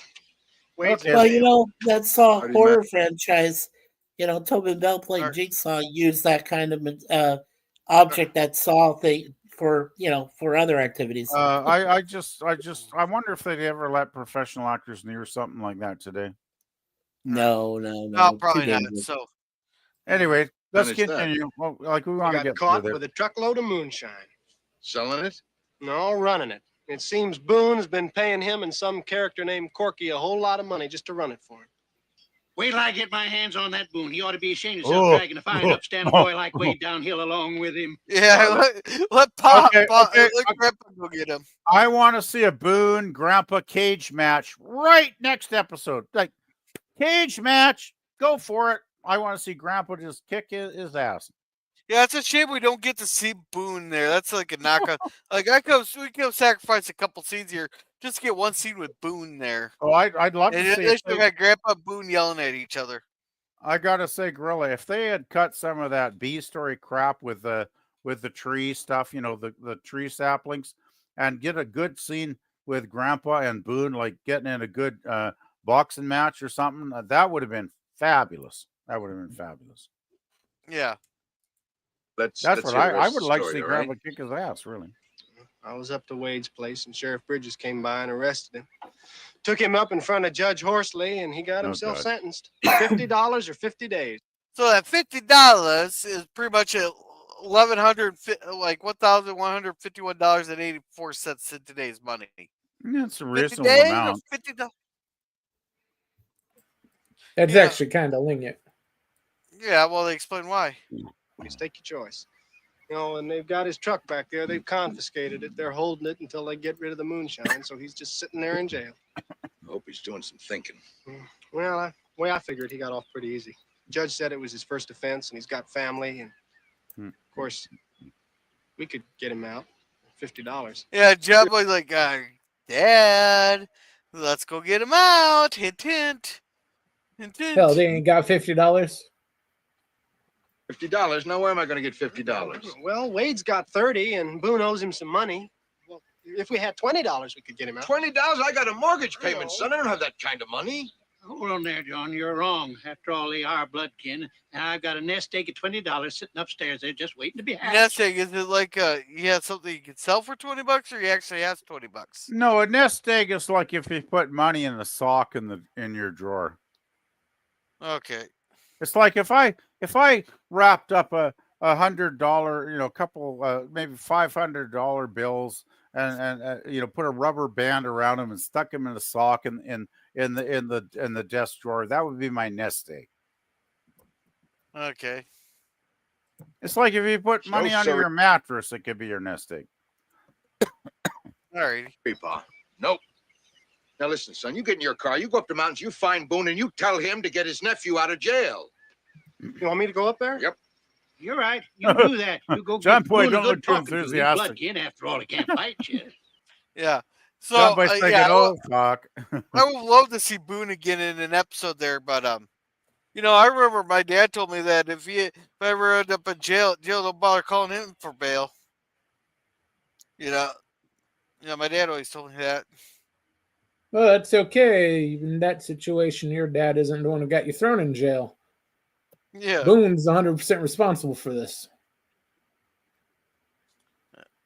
Well, your dad was probably just trying to teach you a life Bowie. lesson. Yeah. You got work to do. But before you start, I do have to get going. So, all right, how would you give us your rating and promote yourself? Yeah. I gave this episode a B-. Pretty good. All the returning characters were okay. I would have liked to see Boone actually on there, but I suppose the actor wasn't available. But can catch me tomorrow, 8 a.m. Pacific time. We'll be watching Saturday morning cartoons. We'll be watching Doug. All right, sweet. Thank you very much. Yep. See ya. Yeah. Have a good night there, Germ. Good night, Germ. Good night, Germ, buddy. I'm Sandra Rattler. Well, good luck to you, man, whatever you're up to. Well, thank you. I ain't going to branch out. I may just ask you if you want a job. Branch out into what? Branch Oh, out. God. Now, is he not getting a bit arrogant talking like that? Seriously? Yeah, he doesn't want I think he's just doing it to fuck with Ike, so that Man, fucks with Corabeth. That's very disrespectful, though. I might give you a job. And Ike's like, I own this fucking general store, you little runt. Don't fuck with me like that. Jeez, I wouldn't, I wouldn't mind seeing Ike just like give him a little bit of an ass kicking. I really wouldn't. It's more. I think it's more of a Corabeth than Ike. He knows it'll drive Corabeth crazy. Hey, Gorilla, that's a future poll you should put in. Does Ike what's the word? Okay. not Does resent. he respect or resent? You can use respect or resent. But does he? There's another word when you wish you'd never done something. Yeah, he forgets about that when she shows him her tits. Well, it's like I did this thing and I wish I never did it. There's a word for that, right? Regret. I think Suzanne said Regret. Okay, there's the three. I resent, I regret, and what was the third one? The third one was respect. Respect. That's your poll, Gorilla. Put those three in your poll. Corabeth. How does Ike feel about Corabeth as the I'm poll not putting for next Corbeth week? in my poll. I'll tell you that right now. Well, I'm Well, for a next time. Next I'm time. I'm putting Corbeth in my poll. Yeah, just put it in. Put Corbeth in your poll one of these weeks. Yeah, one of these Fridays for sure, Gorilla. You guys Because are I'm missing sure that. I You guys don't are mind. missing that whole thing. Well, we're not missing it. We're not missing it. All right, but You know, I'm a very lonely man. I wouldn't turn a Corbett down from my poll. I gotta say. Yeah. Anyway, it's starting to sound like you'll stick your pole in anything there. well, it depends. It depends. It depends. Wow. Not anything though. Yeah. I'm not that. Yeah. Oh, Hi, hey, Larry. Welcome Larry's back, brother. back. Yay! Hey, do you want me to fill the Yay. void because Germ's gone now? Yeah, Germ had to go. Yeah, we're almost done Germ here, had to though. leave. All right. And thank you're you. not filling in the void. We're pleasantly happy that you're here, Larry. Really. I hope you recover. Your recovery goes really quickly. I hope. Yeah, you and me both. Yeah, I didn't expect you to even be on tonight, Larry. Seriously, buddy. You know, like. Yeah, well, I'm sitting here watching you guys and everything. Well, I remember the other day when you were describing some of the stuff you had to go through, and I was like, "Oh my God!" That's what they I did. would be like scared out of my mind to be facing that stuff. Like, Well, I'm geez. scared to see the results. That's what I'm scared of. Well, just make sure you follow doctor's orders and put that ointment in your eye, like you said, 4 times a day. I'm guessing that ointment is like got fabulous healing powers. Yeah, and it keeps it makes moist your eye too. better. Keeps it moist too. Yeah. Moist. Yeah, because if it dries out, it'll look really haggard and you terrible. just follow the doctor's orders. I know that's a cliche, but follow the doctor's orders, and just I would say one bit of advice to Larry: do you have a contact with your doctor? If anything does go sideways in the next couple of days, you can get in touch with them quickly. Oh yeah, I can get in touch with them. I'm trying not to sneeze. Yeah, if I yeah, sneeze, Yeah, that's don't when it's sneeze. serious. No, I just Or say, use a handkerchief, brother. I just say monitor the situation, keep monitoring and applying the ointment, and don't let anything get too out of control. If something starts to not seem proper, just you call that doctor right away and say, "Hey doc, this is the symptoms I'm having," and you just stay on top of it, Larry, is what I'm saying. Oh, trust me. Oh, he will. He's if I know my brother for long enough, he's very durable, he's very stubborn, but he's also very respectful. No, but I'm just saying, we love you, Larry, and we don't want anything. We feel bad that this bad I'm stuff proud is to say happening that. to you, and we know, any of us known you for a while. We know the crappy last 12 months you've had or whatever, and it's like, damn it, you don't deserve this, man. You gotta get through this. You gotta turn the corner, turn the page, get better days ahead, and that's what we're all hoping is going to happen, right? Yeah, you and me both because I'm resilient. I try to keep on going. Got to be resilient. Yeah. Oh man. Yeah. I don't want to talk about my problems the last few months, but my knees have been a nightmare, and I've had challenge even walking some days, and it's not good. Not good, PvP. Yeah. Well, I've gained too much weight. It's my own damn fault, right? I got lazy and I ate the wrong foods, and now I got to go on like a veggie, carb-free diet. I still have to figure that one out. But anyway, we were going to finish the Waltons, right? Yeah, let's go, Gorilla. Sorry. Sorry, Gorilla. So that's what you've been up to. Don't you think you should have checked with us before you got into all this, son? Well, I want to do it on my own to show that I was grown up too. Oh yeah, he's gonna find out how grown up he is here pretty soon. Well, how'd all this get started? What? I was just going to say part of growing up is making bad mistakes. Yeah. Bad decisions. And good ones. Oh, I made plenty of those. Yeah. And good ones. Well, I've been watching Grandpa for the past year now with all his seedlings. I saw how easy it was. So I decided I could do it myself.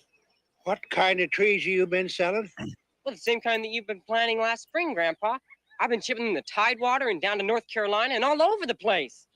Okay, here, those are mountain pines. I don't know if they grow so good down around the Tidewater sand. Yeah, it's not as easy as he thinks it'll be there. They're skeptical here. He's so excited for this. They're like, oh, fuck, this is going to blow up. It's going to be a lot of blowback here. Right. You're real careful, Grandpa. Did just like he told us. You wrapped them up. You didn't let the roots dry out. And wet paper, sphagnum moss. Oh, look who it is again. They're getting their money's worth here with Sheriff Briggs. All right, Sheriff Briggs showed up. Don't you expect to have Sheriff Briggs with a background music there, Larry? Downtown. Yeah, exactly. That's what I'm thinking. They never had that for him. No. Never I did. like Sheriff Briggs, though. Sheriff Briggs is an old school sheriff that actually cares about the people in his community. All right. Yeah.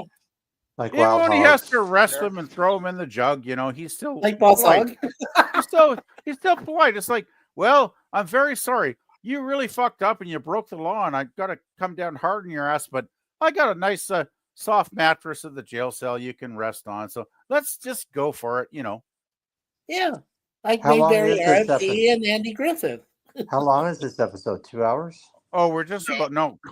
Yep. The average Waltons is 49 minutes, Larry. Okay. Yeah, but we end up stretching it out 3 hours. Yeah, we always manage to stretch it out like 3 times more than we should because we go. Well, let's put it this way, Larry. We spent like 5 minutes talking about coffee beans at a certain point. Wow. Yeah. Because and then Sir Lemon coffee beans.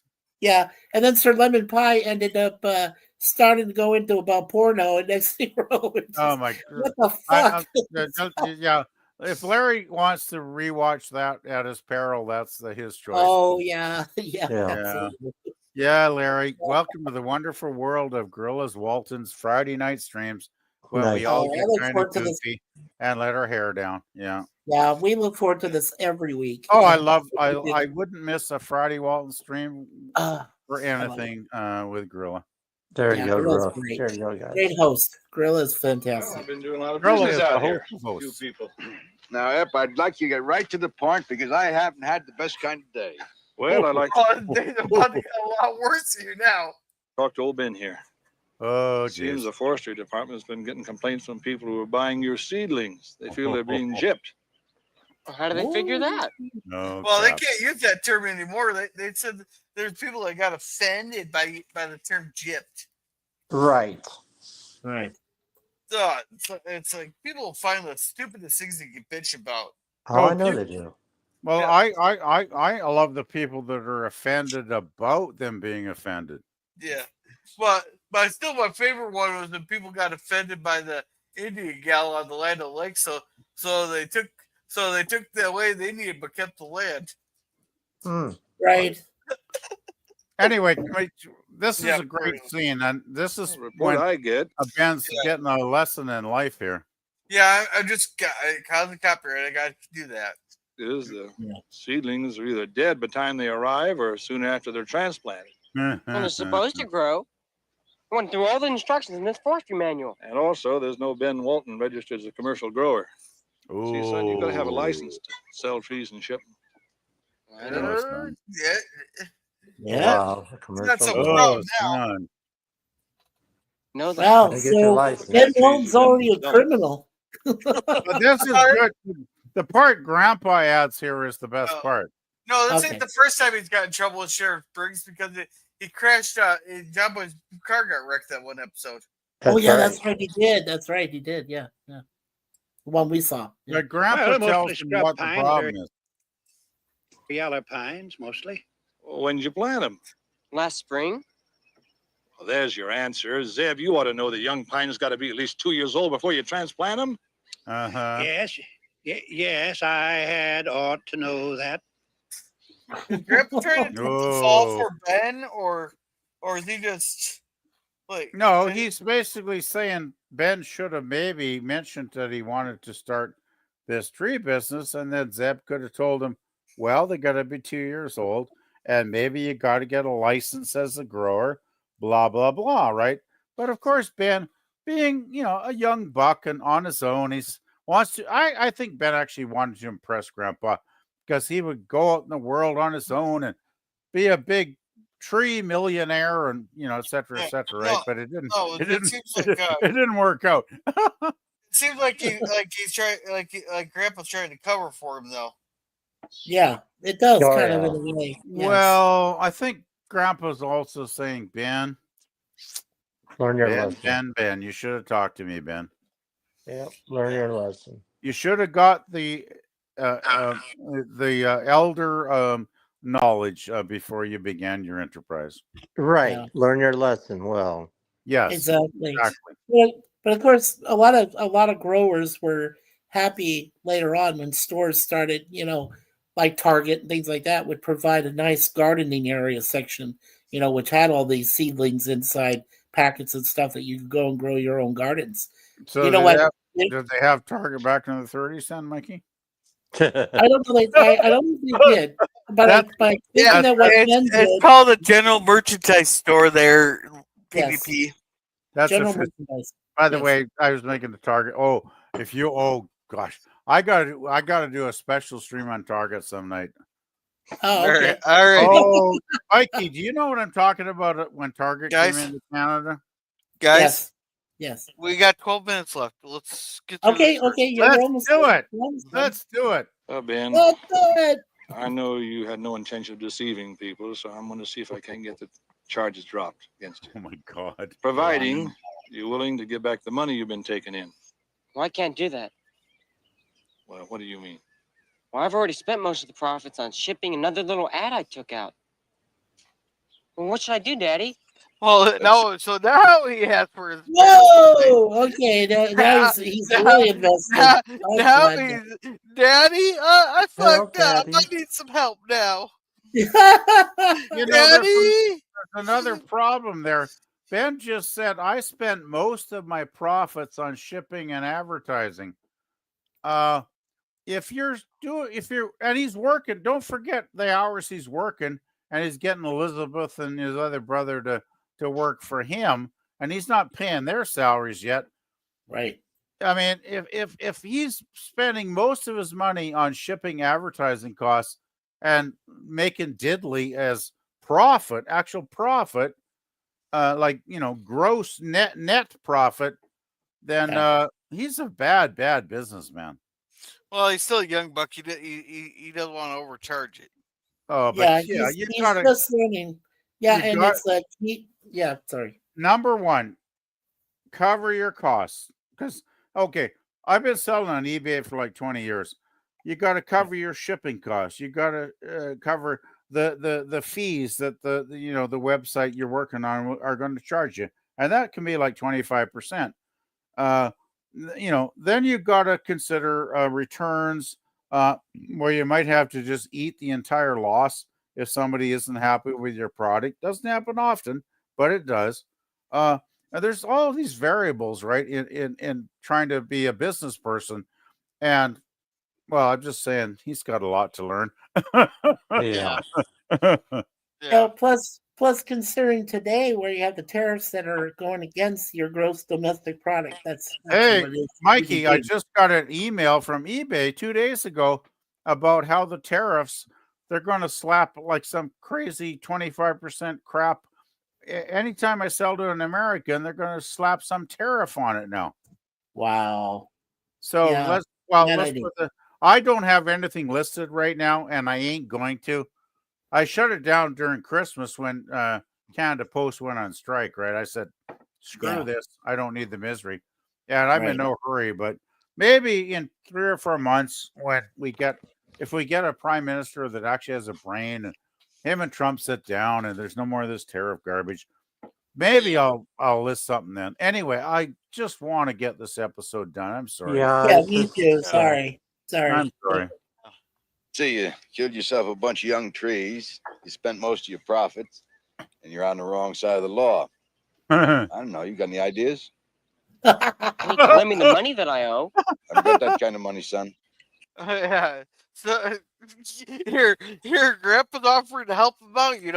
Have him pay Grandpa back with interest, but John, I got a little old nest egg I've been sitting just a on. minute, Pa. You I got love some it. money left from your business, and if you do extra chores around here, you can pick up some more money. I know. See if you can work it out with the sheriff here. Sheriff, do you think it'd be okay There if I you pay a go. little at a time? Well, Ben, seeing as you're underage, I think they'll work something out with you. Yeah. well, I still say what they should do there is take Grandpa's nest egg, the $6.75, ship it back to him, and make Ben work the chores to pay Grandpa back with interest. Yeah, with interest. Yeah. But Nice. the one thing but I want to mention, fellas, the one thing I did get out of this part of it was that Ben, was being entrepreneurial, but he didn't thoroughly research all of the consequences that could happen.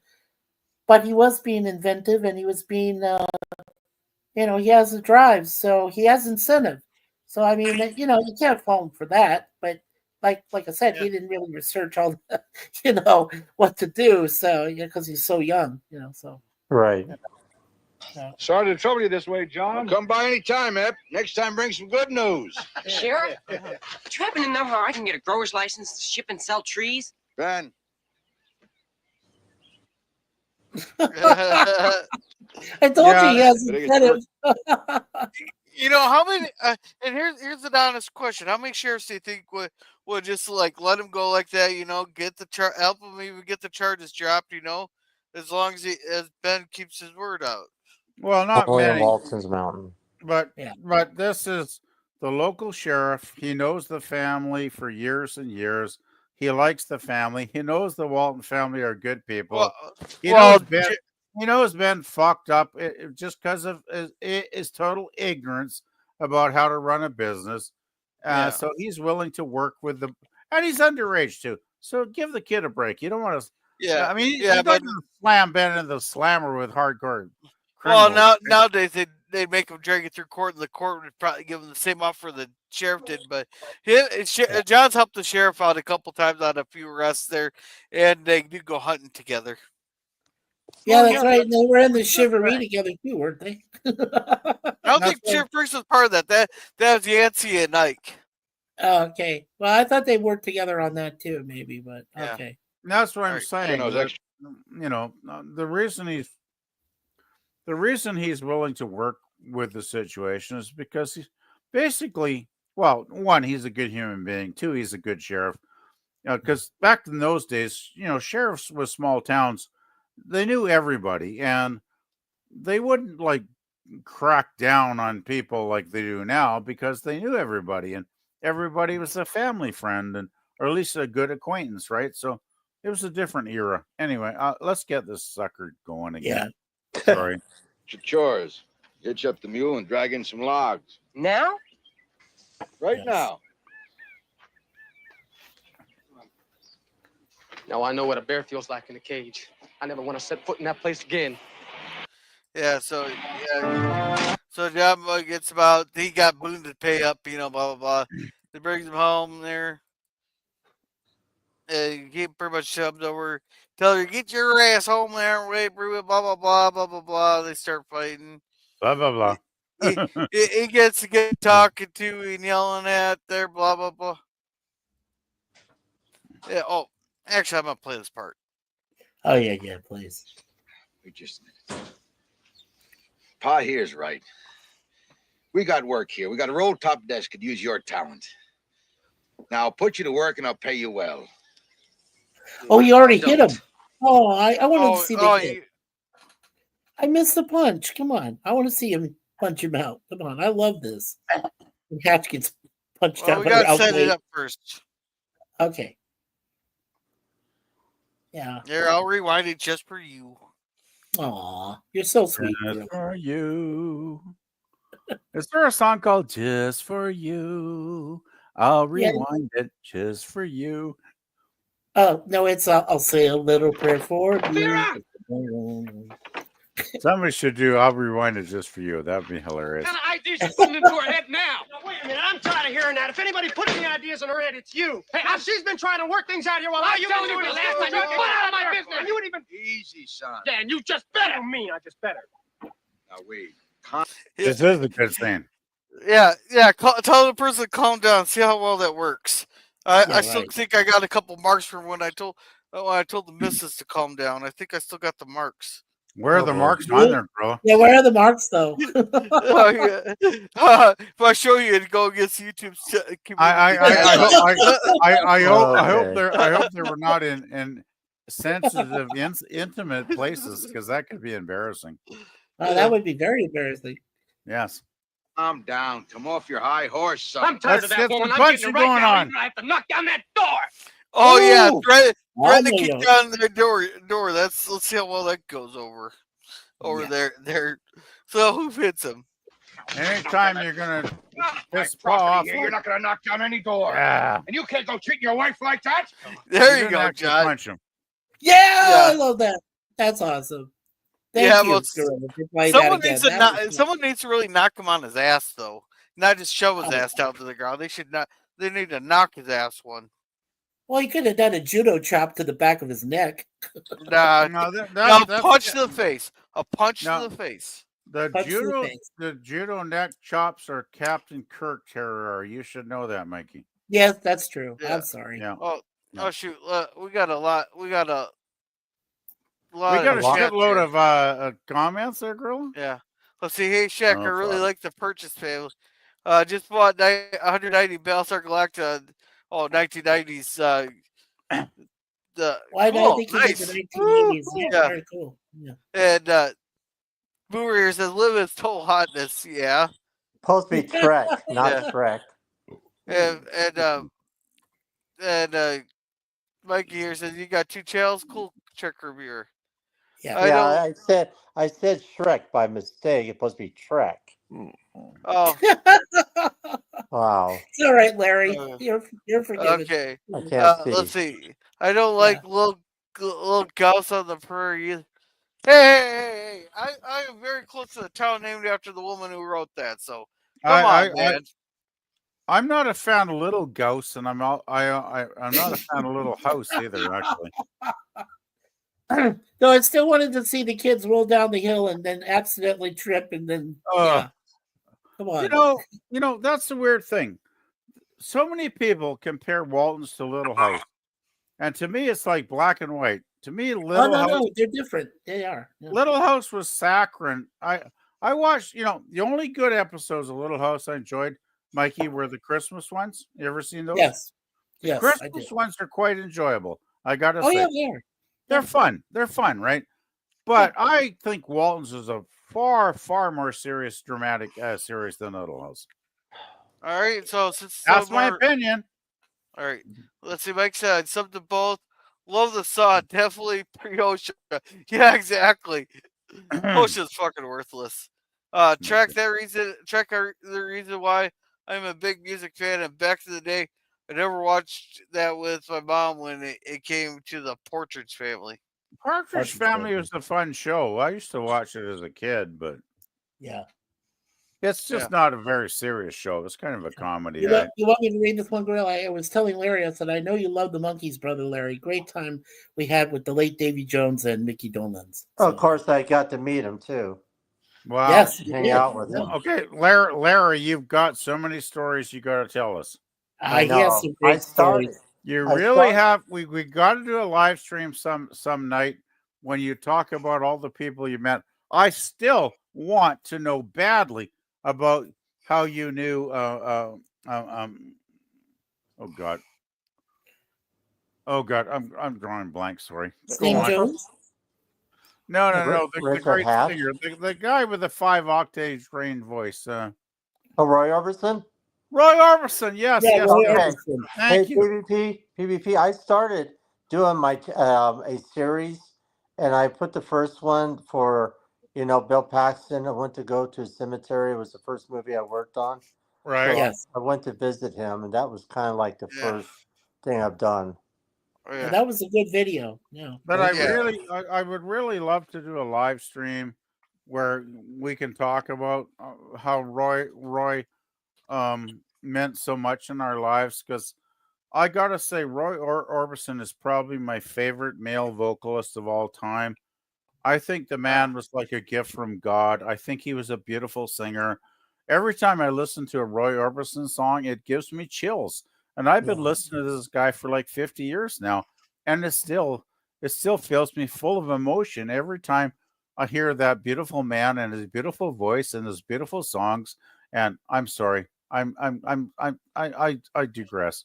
Let's finish the Walton. All right, so Beautiful man. the Trek reviewer said, "Let Grandpa Walton face Uncle Joe for Petticoat Petticoat Junction." Junction. Hey, that was a good show. I like Petticoat Yeah. Junction. And let's see. I want to see Shirley Porridge, Olivia Walton Jello match. Go for it. We'll set it Oh up for my you.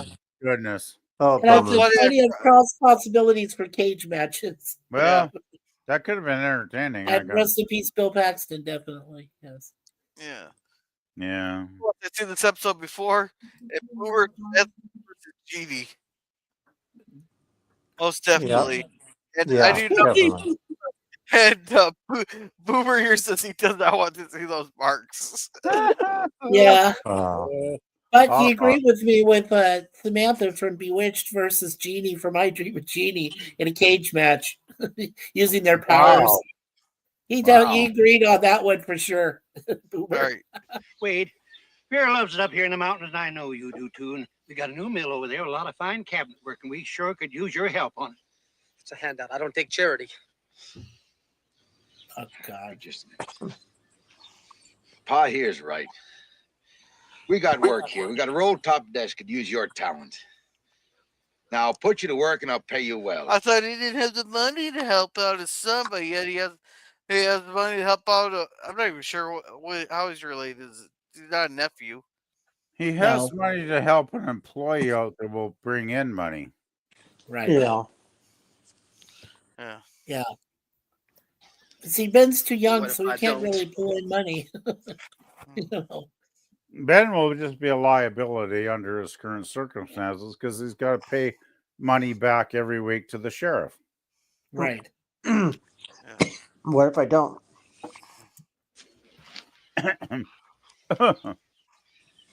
I seems think to you me you really got used to two get choices. that chip over his shoulder. Yeah.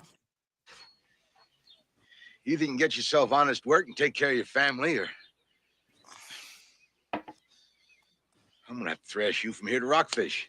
Yeah. Yeah. He did. He did that playful bitch slap to him. Nice. That's Yeah. a little Yeah. bit more. That's a little bit more insulting right there.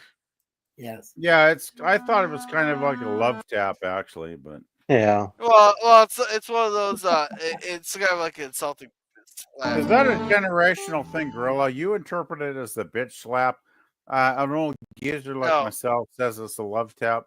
No, it's like a playful bitch slap to insult him. Oh well. It's All right, to so- humble him, I guess, in a Yeah. way, right, Gorilla? Yes. Yeah. I think he's trying to knock some sense into his dumb head. Actually. Well, he did Yeah, push him so- down, didn't he? So yeah, so he sits in there. So let's get to the epilogue. In time, Wade earned enough through his wages at the mill to open his own wood carving shop in the house he had long planned to build.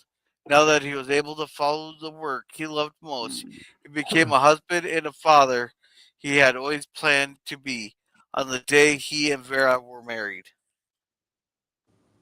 Alrighty. I do got a poll in the chat there, and hey, we had 13 votes tonight. Yeah, I let's start voted with- as soon as I came in. Before I came in, yeah. All right, so Larry, we already know you gave it a B plus. Why did you give it a B plus? I just like the whole story about lessons learned. You know, just you may go the wrong direction or what have you. It's been years since I've seen this, but I remember it very well because of Richard Hatch. And for Ben to learn about the tree thing, I thought that was really, really good for a life learning experience. And the sheriff of that town reminded me of the other sheriff in Wild Hogs. So, but yeah, I just gave it a good B plus because it shows a lot of life learning experience in this film, in this episode. And it was All good right. acting, great acting in it too. I mean, it's done very well, and I love to push Richard Hatch onto the ground, no problem. All right. Thank you. PvP. Oh yeah, I voted in the poll too, and I give it an A minus. I really like this episode a lot. Yeah. Oh well, you know what? One thing I've having great fun with in the season 4 episodes is they have been bringing back past characters from previous seasons, which I think is a hell of a lot of fun, actually. Excuse me, damn lungs. I think it's been a lot of fun seeing actors and characters brought back from previous episodes, and this was a prime example of that because they were great characters when we saw them. I guess you said it was the third season, the first episodes when you first met these two, right, Gorilla? Yeah. Yeah. And I just thought Vera and what was the name of the husband? I can never remember. Wade. Wade. Wade. Excuse me. A bit of coughing attack. But Vera and Wade, they were such a sweet couple. I mean, I think they're made for each other. I really do. Yeah. But obviously, Vera was having a horrible time adapting to city life. Even though I'm thinking a town back then wouldn't exactly be big city life. It'd be like a couple of thousand people or something. But Vera seemed to be, well, the comment she made in the episode when she said she couldn't get used to indoor plumbing. I'm like, seriously, girl. You got some weird standards there because I think 95% of the human race would enjoy indoor plumbing, but okay, Vera, I'll respect your wishes, but hey, she loved going out to the bathroom in nature. Well, it seemed a bit over the top though, because as I mentioned in the stream, my mom in the 30s during the Depression, when she was a kid, she had to use the outhouse in the backyard at her parents' home at -40, and I can't imagine using the outhouse at -40 would have been a hell of a lot of fun. But anyway, I don't want to digress. No, not fun at all is what Suzanne's saying. She had to use an outhouse. Yeah, but I'm just thinking, I really enjoyed this episode a lot. It was because great. They Yeah, it was did great. bring back Vera and Wade and followed them up because I really liked their characters in the season 3 episode, right? There was like a season and a half ago, guys. And I still enjoyed their characters in this episode. And I've noticed there's been a few ones we've had in season 4 where the Waltons has brought back previous characters. And I actually think that's a really, really good move, actually, to bring back previous characters from previous seasons and develop their character storyline. I think that's a very, very good plan. I Yeah. think it adds to the series, it adds to the depth and the complexity of the series. And yeah, I really enjoyed those ones. So I give it what I think it was an A minus. I gave it. So. Yeah, and PvP, I did tell Maeve Nutter that we've been watching the Waltons, and I told him about how you PvP and all you guys saw Maeve Nutter on there, and he got a tickle out of that. He's 83 years old now. Oh, that's awesome. Yeah, Yeah, he looks that's great. awesome. Oh, Yeah. cool. Yeah, he was the guy that played the boss, was he? I think so. Maeve Nutter. I remember it was 2 or 3 episodes ago we saw him in there. Okay. Yeah. Yeah. I'm very. I mean, I have a very fuzzy mentality when it comes to guest stars, but anytime anybody wants to, clarify my thoughts and either put something in the private chat when we're watching this live, or just shoot me a message on Facebook and educate my mind, I would obviously appreciate that a lot. Okay. Is Gorilla okay? Yeah. Yeah, Gorillas. Yeah. And Gorilla, I'll just make it short for you as far as my review. I also gave it an A minus because I knew I was right on the fence between B plus A minus. But Yeah. the fact that Elder John was able to convince, not just the fact that he pushed from behind, knocked him down, but I think he did knock some sense into him and made him realize that yes, he could still achieve his dream of doing his wood carvings and stuff, but he could also come back to the mountain and be there and share Floyd with the rest of the Walton family and the kin. And that's what put me over the top, because I said it's great that they were able to come back and make a resolution of their marriage to keep it together, not just for Floyd, but for the rest of the kin. That's what I like too. Yeah, I love that. So, Yeah, I just think this was a really solid episode, which is why. it's definitely solid. With you, yeah, Mike, I mean- I gave it like an A minus. I also like when they bring back actors that, I'm sure Richard Hatch back then wasn't making, billions of dollars. He was just Not like yet. an average guy. I mean, I'm sure once he got Battlestar Galactica, like a few years later or whatever, he started raking it's in the Apollo, dough, right? But, back then, these were just, the thing is, I remember when my favorite show, Star Trek, TOS, I mean, they were like, those actors would get residuals for like maybe 10 reruns, and then it was like Jack nothing, right? So, I totally, awesomely love when a series will bring back a couple of quality actors, playing, interesting characters that we've enjoyed in the previous episodes. So I'm like totally good with that, which is one reason I boosted my rating for that tonight. My what about best- Gorilla? Yeah, what about you, Gorilla? What's your review? Oh, that's a good episode there. I will trim down a few seconds off a lot of scenes here, just so we can see. And I will have Grandpa go talk to Boone. I would love to see. I'm giving it an A minus. It will have been higher if we've gotten to see Boone actually knock out. Try to knock out Grandpa. Well, if we actually got to see Boone and actually see Boone go give the money to bail out his nephew. I would love to see Boone again. Yeah, I would like to see him again as well. Well, I'm wondering, because wasn't Boone like advanced in years when we saw him like a year ago? Yeah, he's Grandpa's age. So did he possibly pass away? No, we see him again. Okay, we do. Okay, I definitely see him again. Yeah, I'm just guessing here, because I'm trying to fathom the reason. I guess it was probably one of two things. Either they didn't want to spend the money to bring him back for like one scene, or he had other commitments working on another film project. I bet you it's the preview. They didn't want to pay him. It could very well be right. So yeah, that's probably true. The actor that played him, yeah. By the way, for all your Richard Hatch fanatics, and I loved him as Starbuck when I was a teenager in 70s. No, not Starbuck. He was Apollo. Starbuck was Dirk Benedict. Okay, I'm sorry.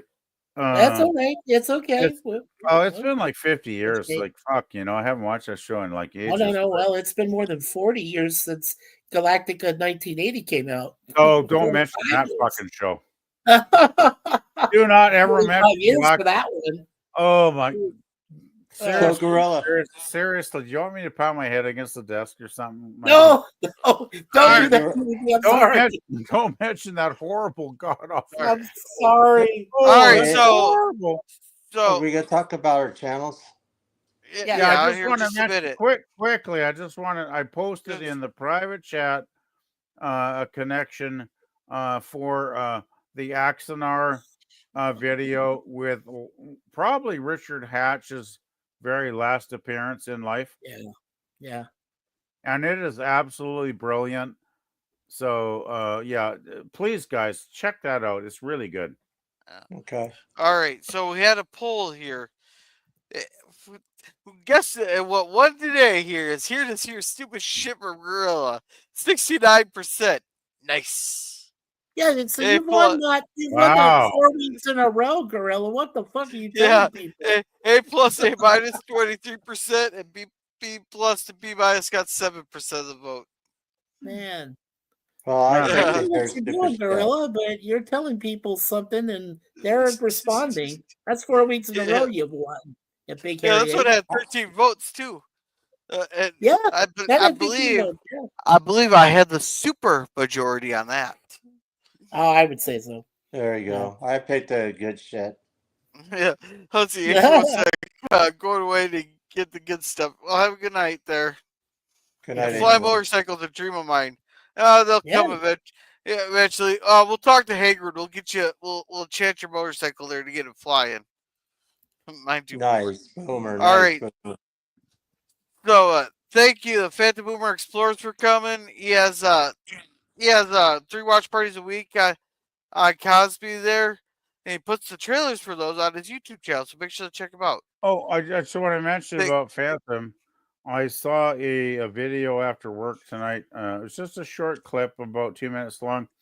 It looks like he's going to do Alfred Hitchcock's North by Northwest, not this Friday, obviously, but next Friday on the 14th. It looks like he's going to do that masterpiece of a film, North by Northwest, on Friday night next week. So please do consider tuning in for that one, because that is, I think, one of the greatest films ever made. Yeah, Cary Grant was great in that. Yeah, Cary Grant was fabulous in that, and the entire story. Oh, what about what's his name? The bad guy. You know what I mean? Yeah. I know who you mean, but I can't think of the actor's name just off. Of course, I own the movie too. Yeah. All right. So thank you, H1, for coming. Thank you, the Trick Reviewer, for coming. He has a few videos on his channel, so make sure to check him out there. I can tell you about him real quick, Gorilla. The Trek Reviewer actually has 2 channels.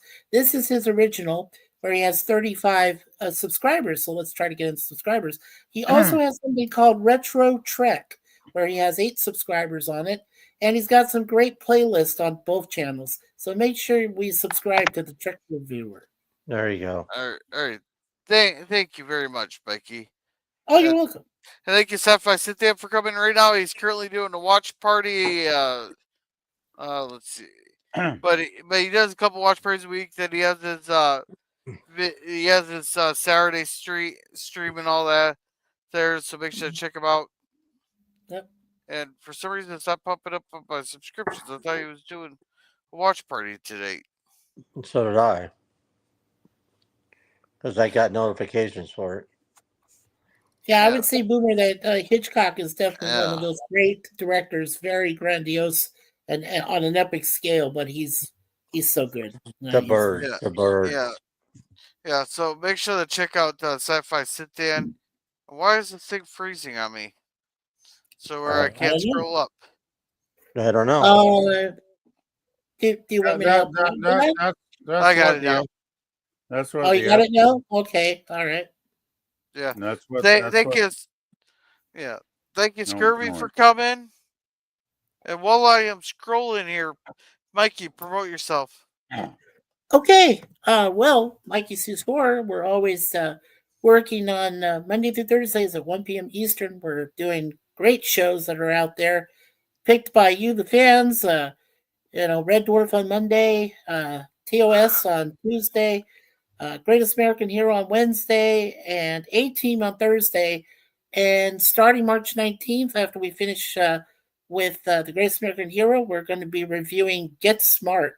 So we'll start from the very first episode, season 1, which featured Michael Dunn, who was in the TOS episode as Alexander, and also was Dr. Miguelito Loveless in the Wild Wild West series. So make sure you guys check that out. Tomorrow we will be reviewing the next Star Trek fan film. And I know the Trek Reviewer, you're a big fan of Star Trek fan films. So the one we're going to review is called Renegades: The Requiem. And this just came back to YouTube because I think it was blocked for a while, but then it just came back about a few weeks ago, probably about a month. And and it was directed by Tim Russ, and it was produced by Walter Koenig, who was the original Chekhov, and it brought back all the characters, from different Star Trek series that were in Renegades. And I thought it was done very well as a sequel. So tomorrow I have our select panel. We're going to be talking about that fan film. That's at 1 p.m. Eastern. So make sure you guys check out Mikey Sue's 4. Always expect the unexpected, everyone. All right, thank you. And thank you, Sure. FKHC 2005 for coming. We'll get that watch party going hopefully tomorrow there for you. If not, it Sounds might be good. Monday or Wednesday. Yeah. Thank you, Daniel's Hot Topics, for coming. And thank you again for that $2. Thank you very much. Oh, yes. That's great, Tim. Thank you to Jim's Landscaping LLC #1 Commodore Productions for coming. He has his puppy films. He's been doing live streams and watch parties there. And then he also has his Star Trek fan films. Right. There. And let's see. Hoover says, except I didn't do a movie today. Oh, why not? Yes, on Hitchcock. I've done Rear Window, Vertigo, and some others. Just Oh, in God, shape I without love a Rear train. Window. Nice. Yes, All right. nice. So, Larry, what do you got going on? Well, what's going on with me is, yay, I have surgery today. I think that's the breaking news for my channel. Yes. I just got back from California. I put up 4, not 1, not 2, not 3, but 4 videos out there. Love how you did that, brother. Yeah, not 1, not 2, but 3, but 4. One was at Universal Studios City Walk. The other one was at the cemetery visiting an old friend, Bill Paxton. Yeah. The other one was going to the last location to be found for the movie Near Dark that I worked on. Yeah. And then the very, very last one I did was the end of the trail at Route 66 at Santa Monica Pier, where I literally almost got blown off. Yeah, you almost So, got blown off the walkway, didn't you? yeah, you guys got to check out the video. It's pretty crazy. Oh, definitely check them out, I especially gotta his see Santa that. Monica adventure. Yeah, it was definitely an adventure. So you guys got to check it out. After Yeah. I heal, I may be joining my friend on the 14th, 3 days before my birthday, to be going Yeah. to a cemetery doing a kind of a spectacular type thing.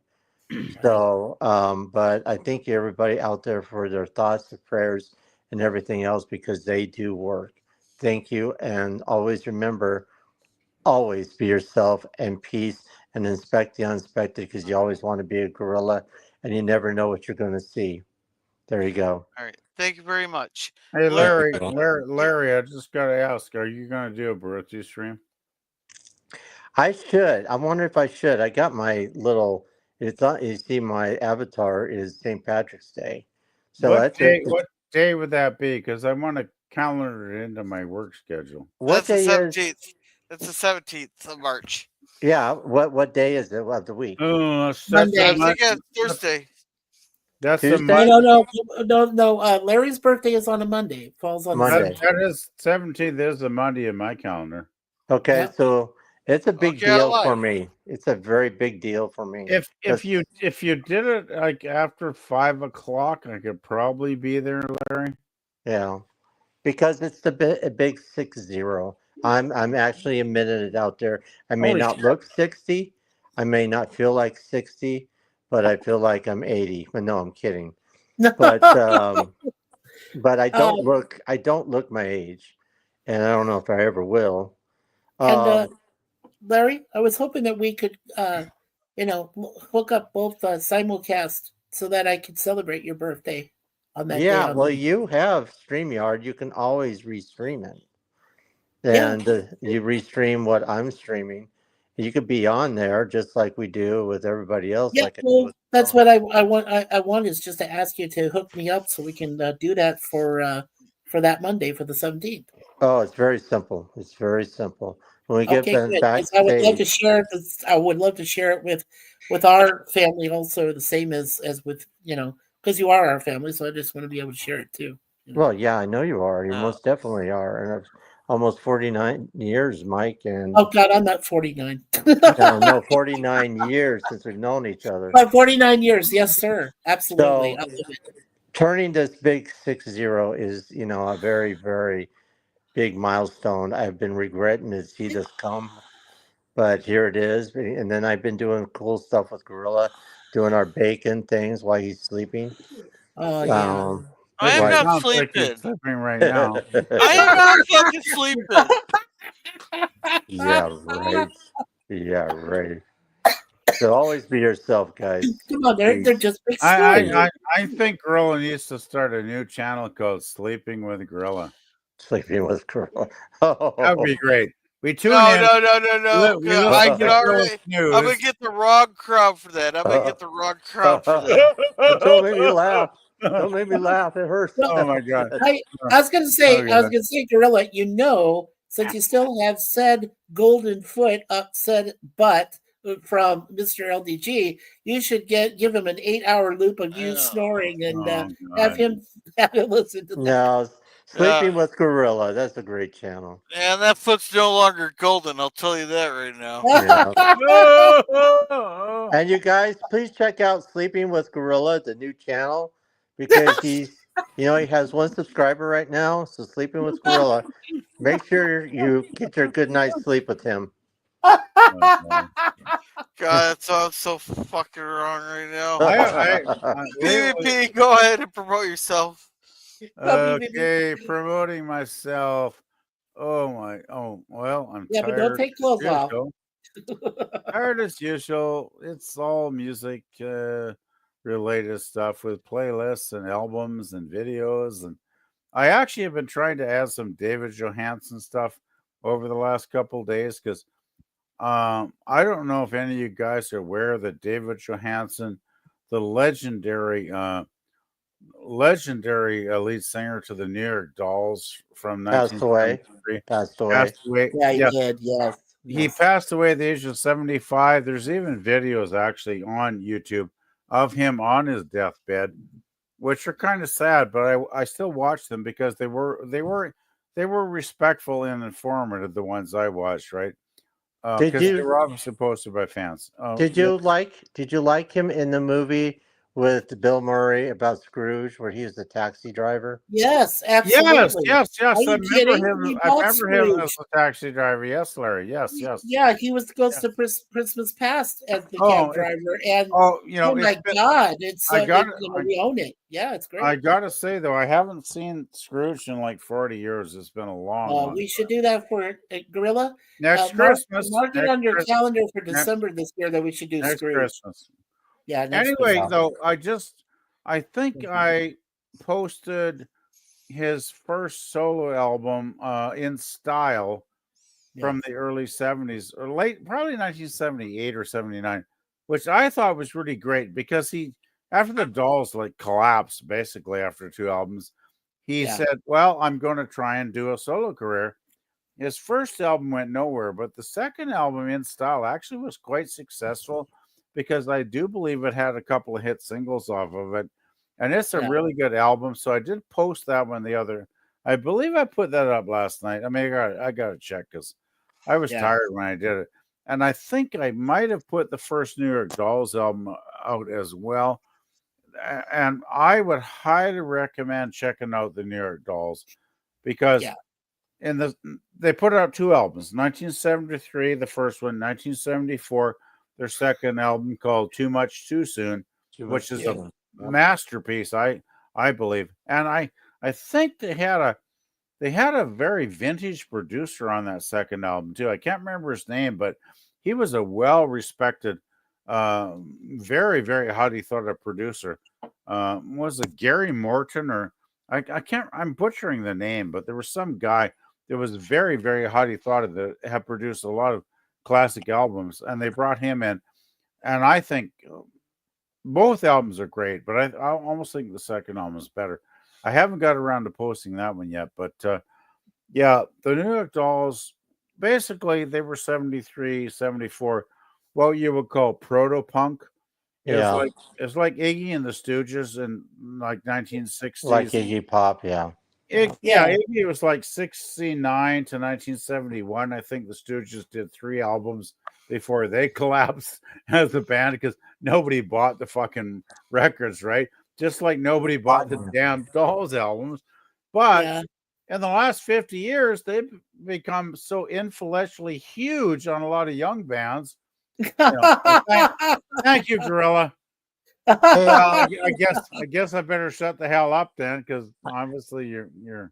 And by the way, I want to give a real quick shout That's out. very cute, though, Gorilla. Yeah, that's cute. I want to give a shout out real quick to Fat Man Batman and to Gigi for joining us at the Universal Studios City Walk. So you Yeah, guys gotta Women check out Wonder. that video. Yeah, make sure that you subscribe to Fat Man, Batman, Richard, and Women Wonder with Gigi. Yes. They're both got great channels. Yeah. Please.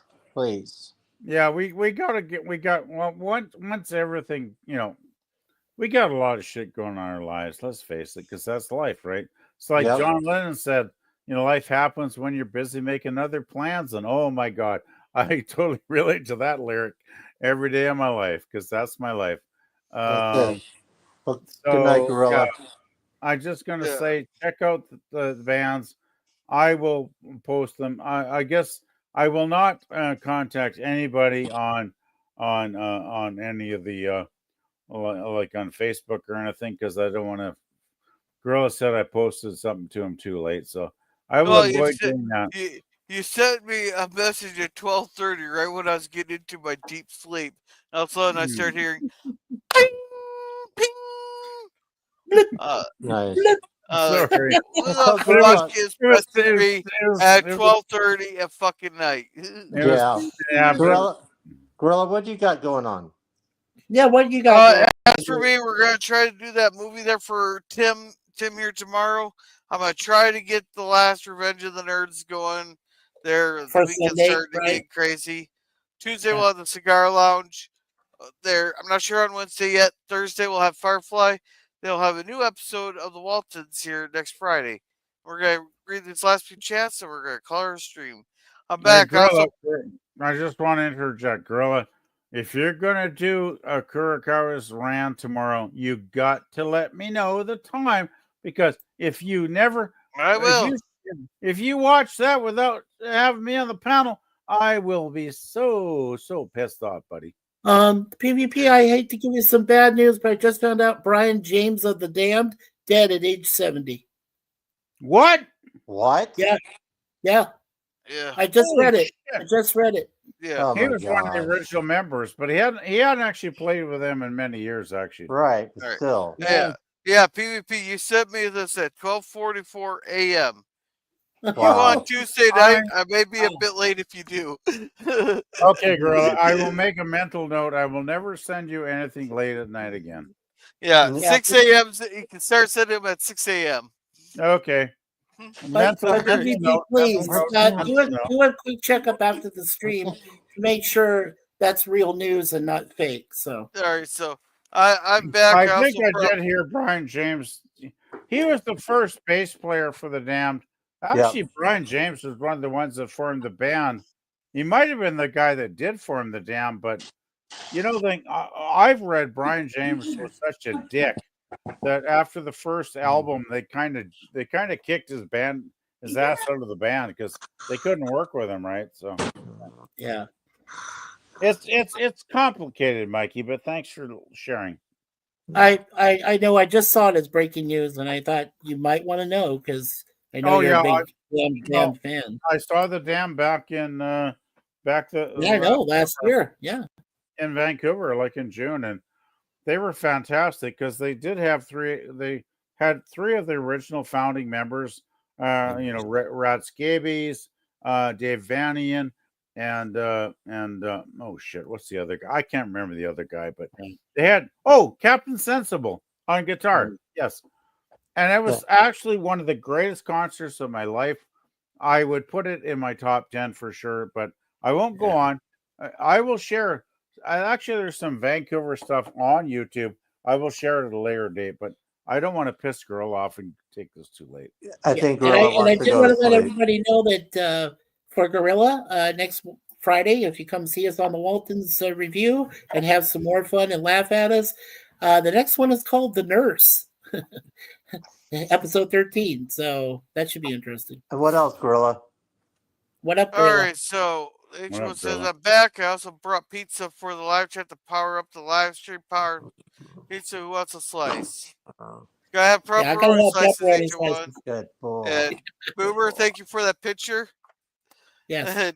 Give everyone in the live chat a slice of pizza to power up the live stream pizza party style, except for those who are in league with the shredder. And whatever I'm giving out pizza for the live chat and power up the live stream pizza power style, better hope that it's not in league with the shredder, or the pizza will ninja vanish the moment you touch it. All right, thank you. And thank you everyone for being here. Have a good night. Remember to be a gorilla. And where is that? Okay, well, I can't hear everybody. We've been stopping